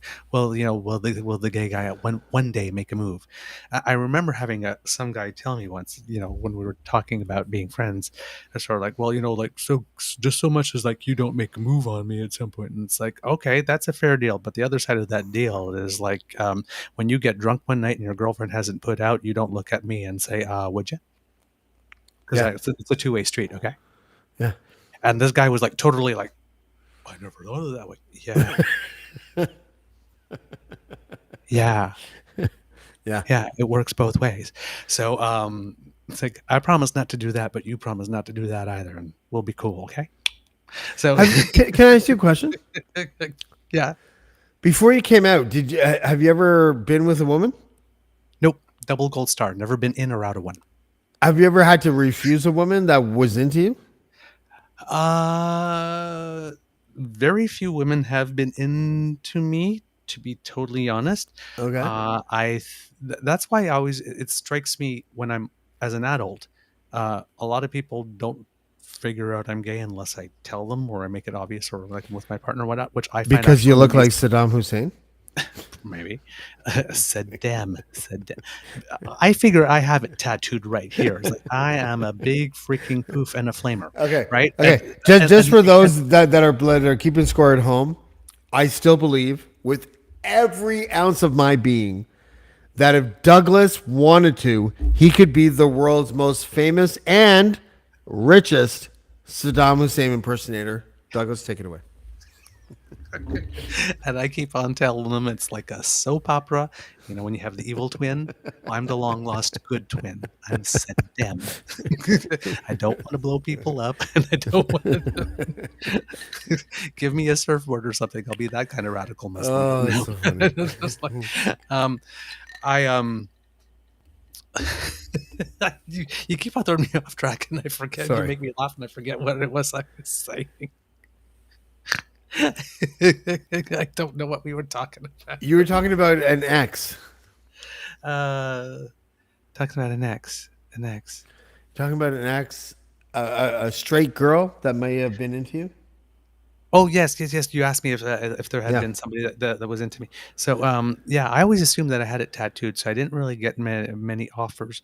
But I remember in high school, when I was in grade 9, there was a girl in grade 13 that I had struck up a friendship with.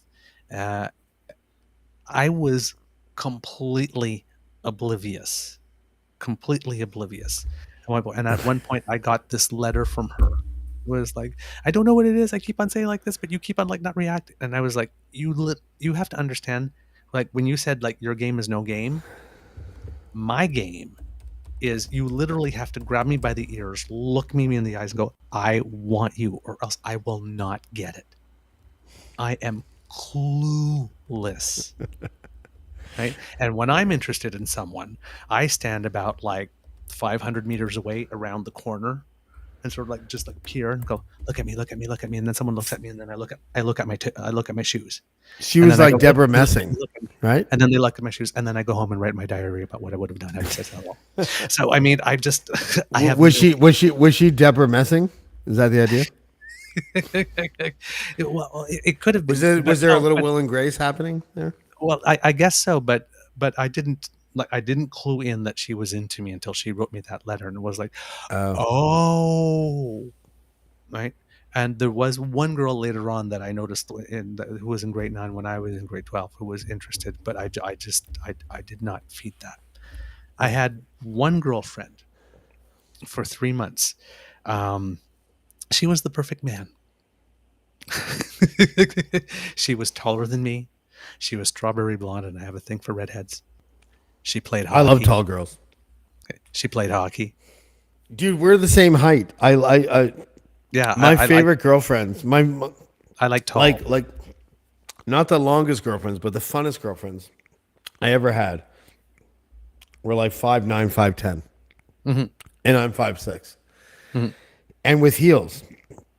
They were like 6 feet tall, and I used to love walking around in public with them because every stereotypically plain ordinary person, man or woman, would look at us as if like it was like Ripley's Believe It or Not. And I would just look back at them like it was normal, like, what? And then the girlfriend that I was with, whenever that happened, they were always like impressed with that shit. So like I loved it. I honestly it never worked out because they were always younger than me, and I don't like younger girls, but like I love dating girls that are taller than me just because the public reaction, the contrarian reaction. You know what? I have a theory. A lot of people talk about the Napoleonic complex of guys that are our height, right? Like I'm just a shade under 5'7". I think you're about the same height, right? Yeah. There, no matter what happens, if you ever get in any conflict with anybody taller than you, you're likely to hear something about a Napoleonic complex.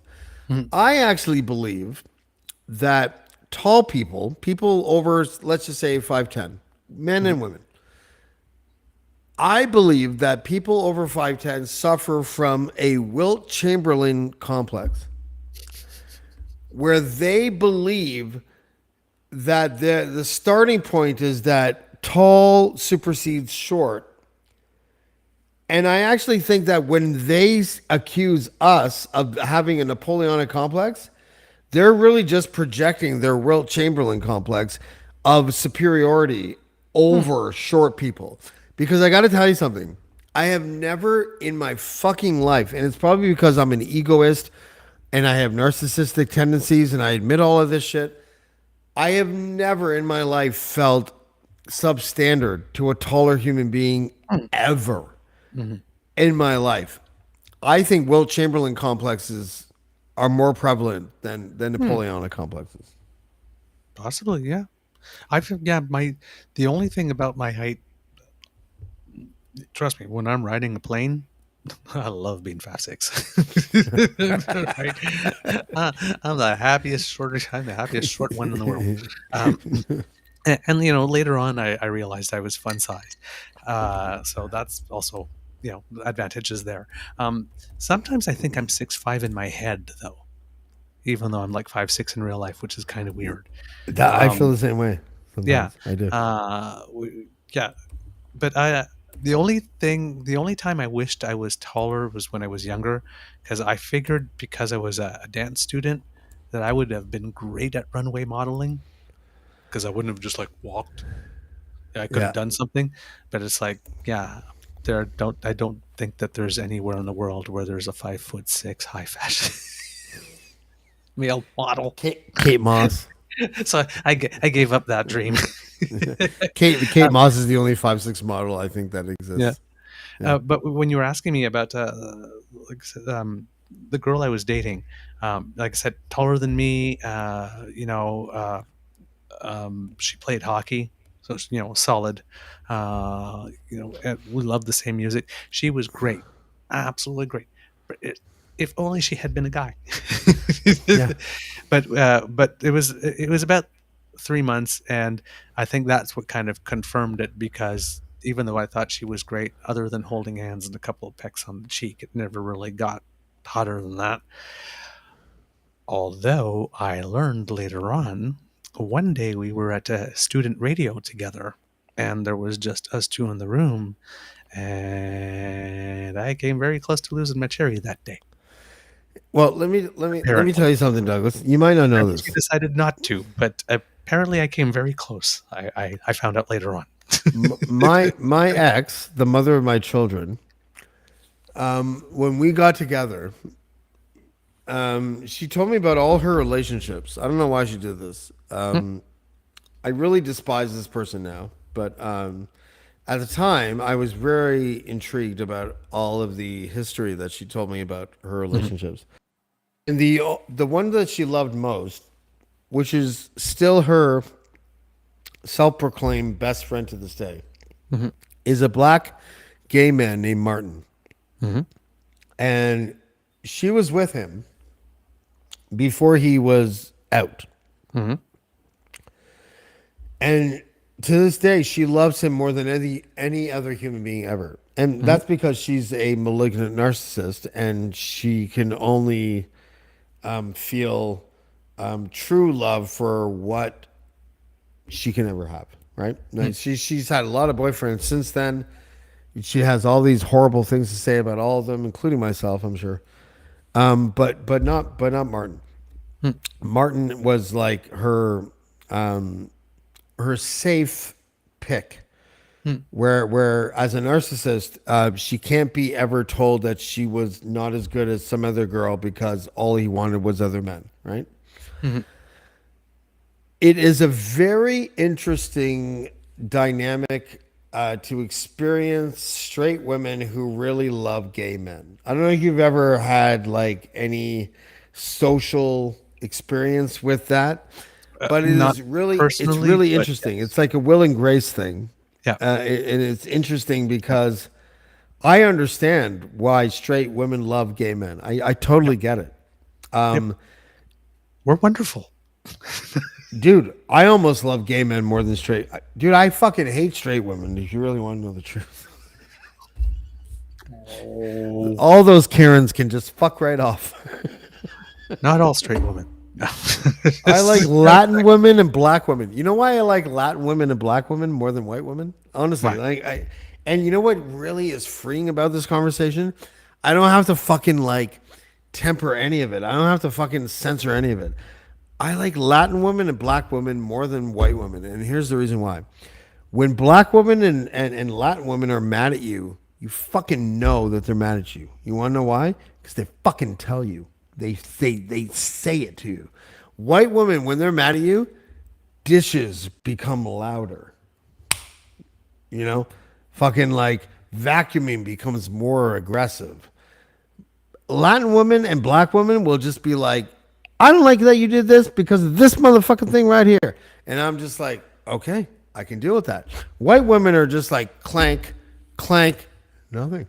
What do you mean? Why do you think something's wrong? Clank, clank. And it's just like, I hate, no offense to the white women that watch my show, but I fucking hate white women. I as a relationship, I have been with Peruvian women and black women and white women. And the white woman that I was with for 14 years. Fuck white women. I love like non-white women, Latin, black. I've never dated an Asian woman, but I'll give you a shot because I hate white women. I don't like them. Douglas, over to you. I have no idea what to say. Oh, it's okay. My personal mileage varies. Well, wait a second. Let me ask you this: white men versus black and Latin men. Hold on. No, because you said something that for me, all my past boyfriends, there's only one I have nothing good to say about. One. The Florida guy. Yep. and I've never said his name. Okay. There's only one. Everyone else, whether the Do you relationship like ended how I well, listen? end well. See how I listen? Yes, I'm a good yes. boyfriend, aren't I? You're a If wonderful I boy. was gay tomorrow, you would totally date me, right? I totally would. Yep. But, I don't have a gag reflex. I don't know if that but matters to you or not, but I'm just saying. Go ahead. why do you feel the need to share these things? I don't know. I don't fucking know. Because it's Casual Friday. What do I care? I might have to ask Alex though if he's okay with it though. Who the fuck is Alex? Who's Alex? Alex. Who the fuck is Alex? Oh, Oh man, no, seriously. There's only one. So, but like whether the relationship ended bad, whether like something not good happened, whether the relationship just grew apart or whatever, I can say something positive like this, and I really hope all of them are doing well. The last one, it's not that I hope he's not doing well, because I already know he's not doing well. Like this, I saw it with my own eyes. Um, he, he just made some really bad decisions. Um, but the opposite of love isn't hate, it's utter indifference. I just literally don't care about him whatsoever. He's just completely irrelevant to my can life. I ask you how long that took for you to get to that point? With him, And the reason why I ask is because I have a weird reflex where I know my ex. Listen, people that are listening can believe me or not believe me. I don't care. My ex, the mother of my children, is obviously a narcissist. She's obviously abusive. She's obviously really horrible.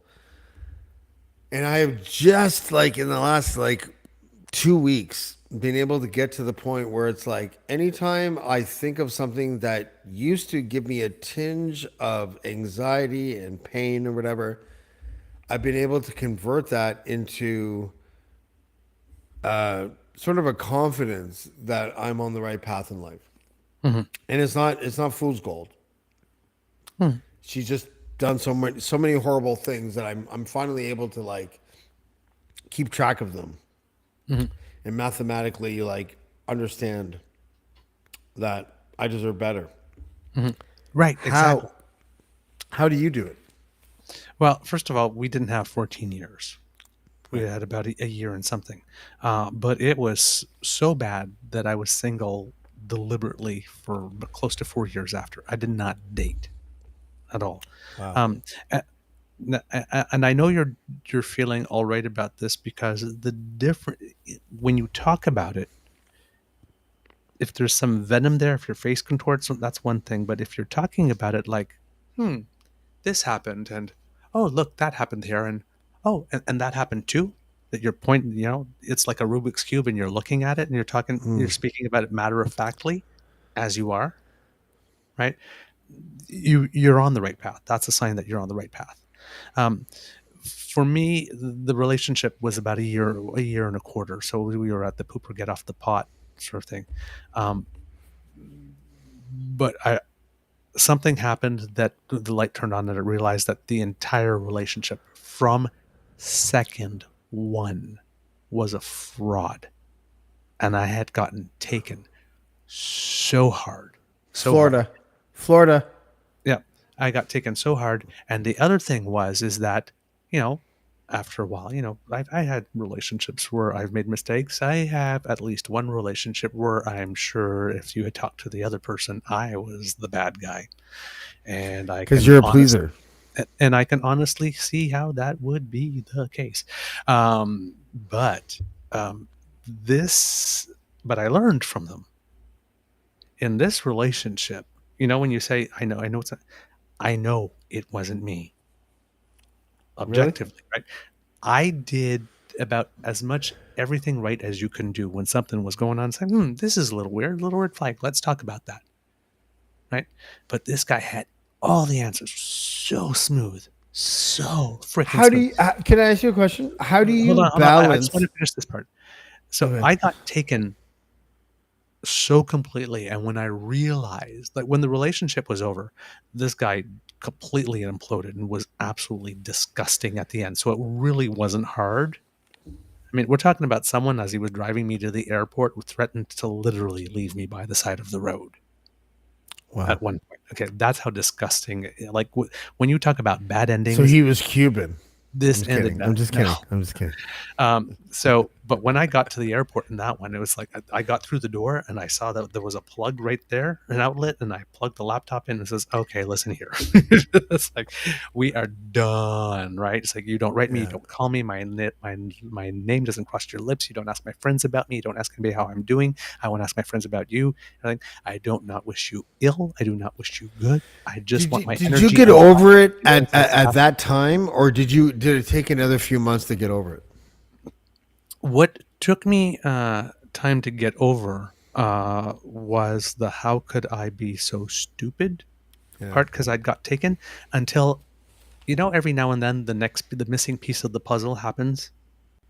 Well, when the missing piece of the puzzle came in and landed, and everything else went click, click, click, click, and then I realized, that's what was going on. It's like, Yeah. I was not stupid. He was just that good. And that's when everything disappeared. And that's Did when I his realized, did his like complete sociopathic, I don't give a fuck about your feelings, impact you at all? while it was happening, yes. But in hindsight, no. Like I said, in hindsight, the breakup was very clear. I was not going, and I like I said, it is not, when you say it's not me, it's not you, it's me. Yeah, it is you. Right? Yeah. So let's be clear on that. We're both clear that it is you. So that part was like this, but it was the fact of, you're sitting at home one day and you're thinking, like, it's like New Year's Eve, and I'm sitting at my condo in Ottawa, and 2 days before go, I was in Florida with a guy who had put a ring in my finger, and the plan was that we would move in together. When I was like, how the hell did this happen? Yeah. You're just sitting there like this, and of course it's the holidays on top of that, right? So it's like, how the hell am I alone on New Year's Eve when a couple of days ago I was in it? Like, what the fuck?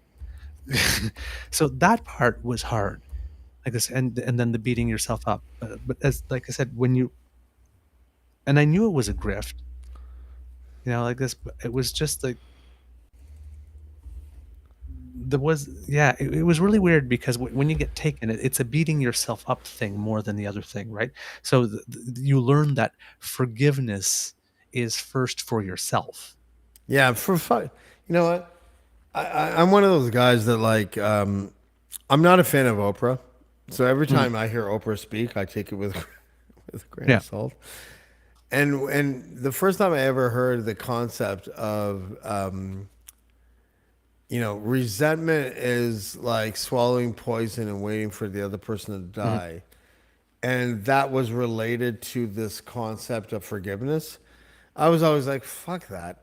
Forgiveness to me is not letting go of what someone else did to you that hurt you. It's Mhm. not that at all. No. To me, forgiveness is like saying to yourself, first of all, it's two things. One of them is that, is this person legitimately sorry?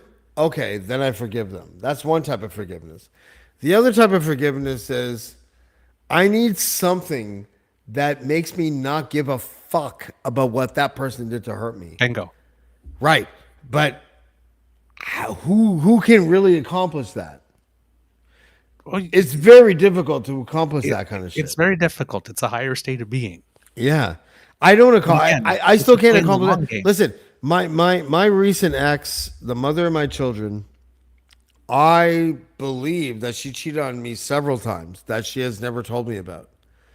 And there is a part of me that sits there and wants to like, and sometimes, to be perfectly honest with you, ruminates about the possibility of that those things actually exist. Yep, I did that I before too. had to come to the fucking conclusion that my ex would never admit that she ever cheated on me. Therefore, I would have to come to the like conclusion and the like comfortable reality that I will never ever ever know if what I suspect is true is true. S- Which was awesome because it then led me to believe and understand that I don't even give a fuck anymore. Exactly. And Yeah. being But okay that's not with not forgiveness. knowing. Well, it is in a way because I forgive this, myself for giving her that much time to prove she was that much of a piece of shit. yeah, that's part of it. You That's know? part of it because it's like, why the hell did I stay in this so long? All the beating yourself up with a bat, right? You got to Yeah. let go of that.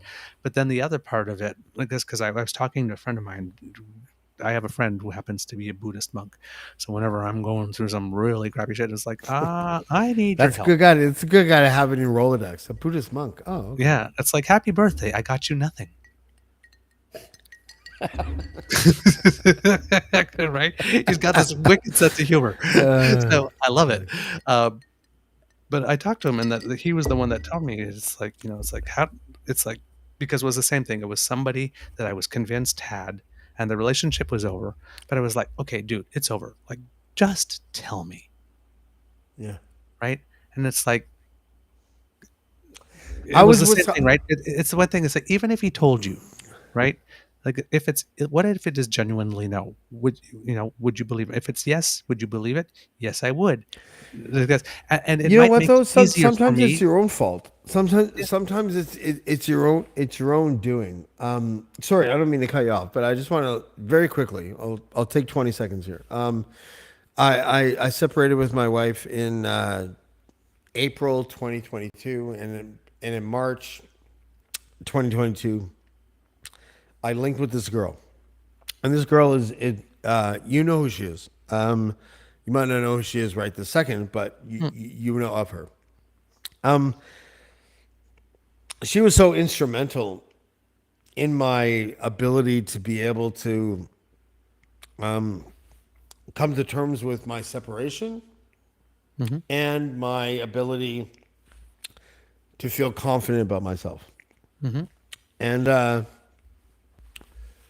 and we lasted for a few months, and then about a year ago now, we drifted apart. And at first, I thought it was tragic.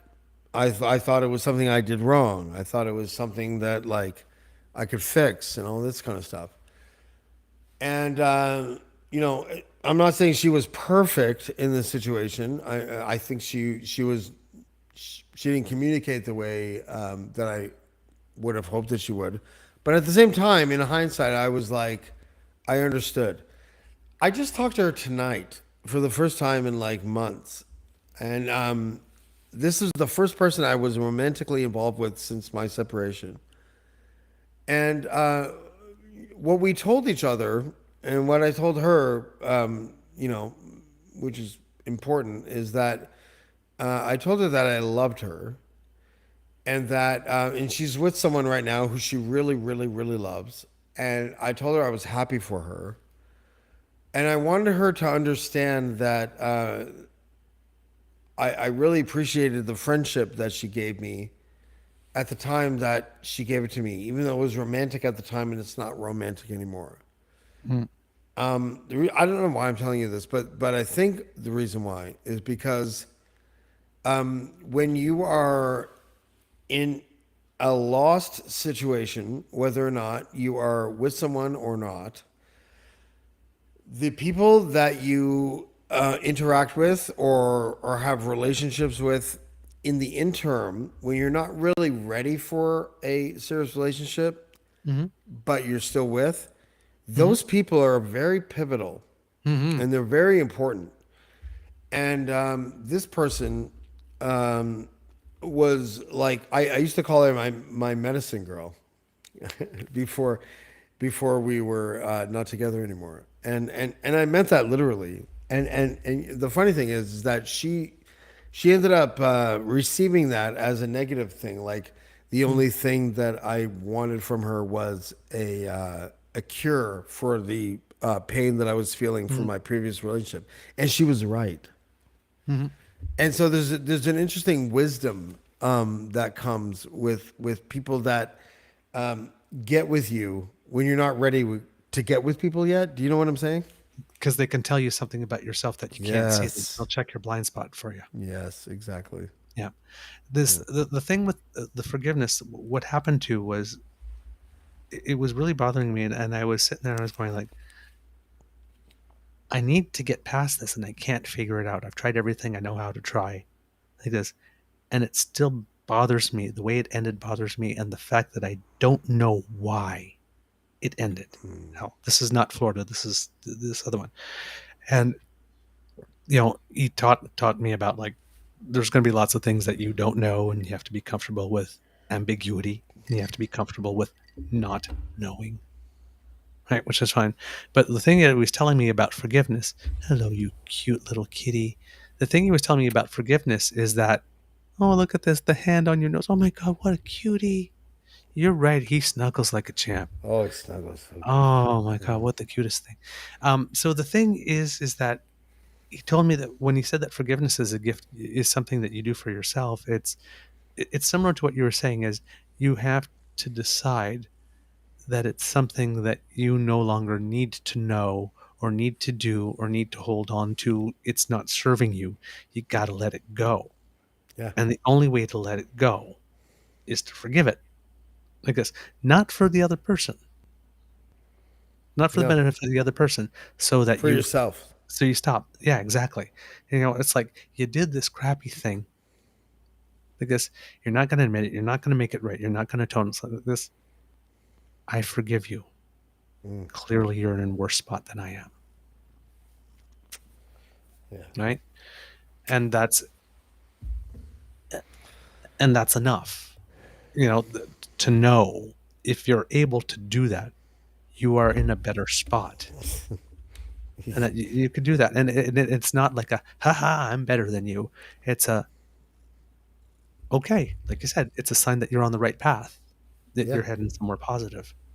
So it's a lesson that I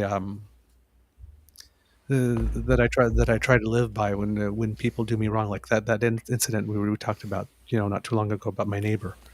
We did, Yeah. because there's another How's incident that going, by the way?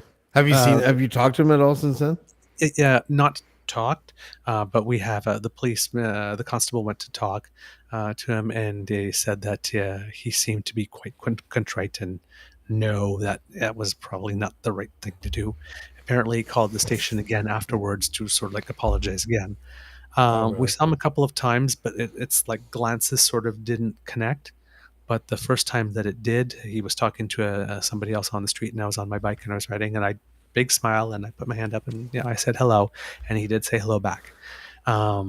So Do you want to say hello to a guy that said that before? yeah, are you made up of the kind of stuff that is like maybe he was having a bad day, or do you think that he's just a fucking like homophobic piece of shit?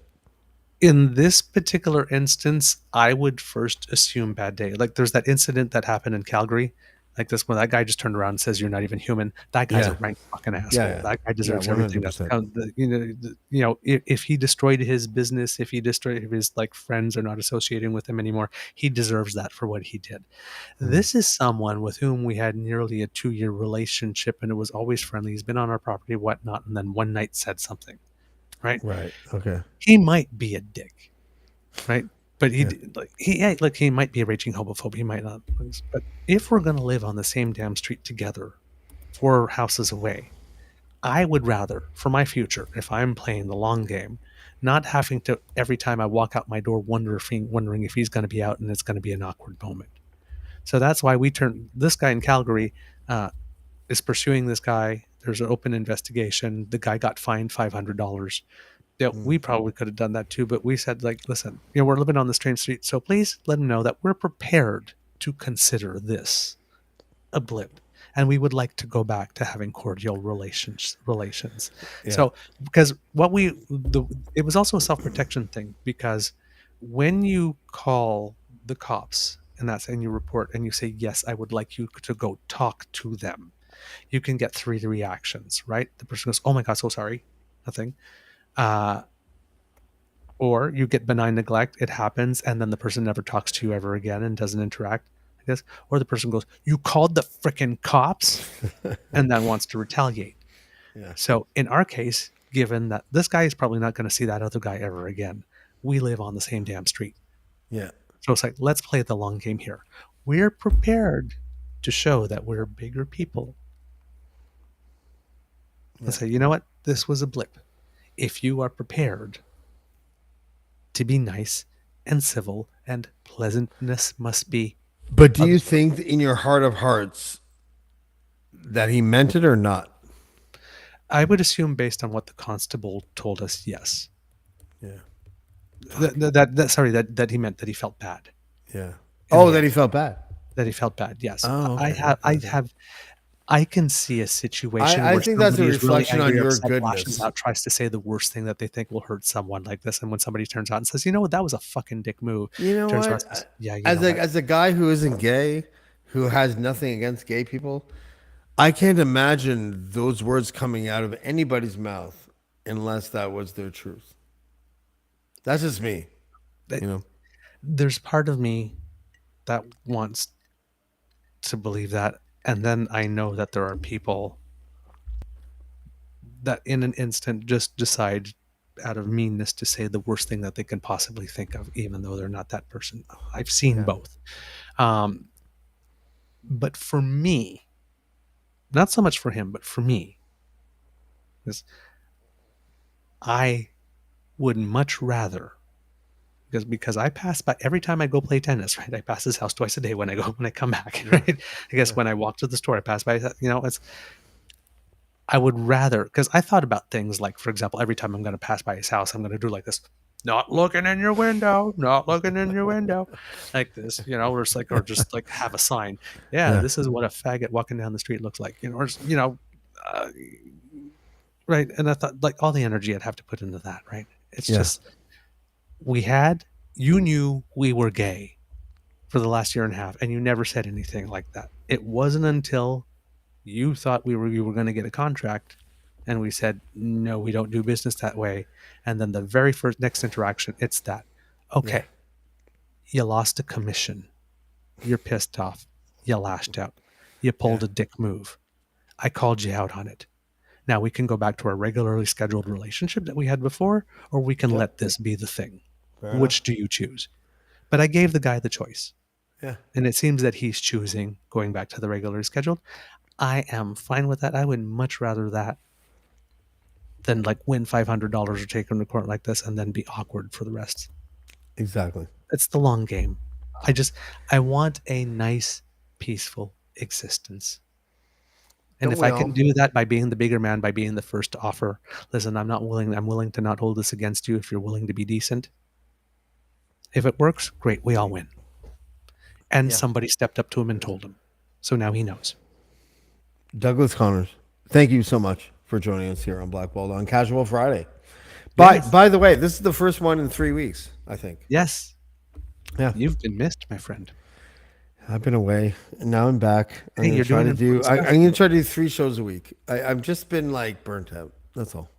Hey, there's nothing wrong with taking care of yourself. And you know what? You're working on some really cool, important, and dark subject, but I'm sure it's fun. Writing a book. Douglas, if I become gay, can you send people over to blow me? Is that allowed?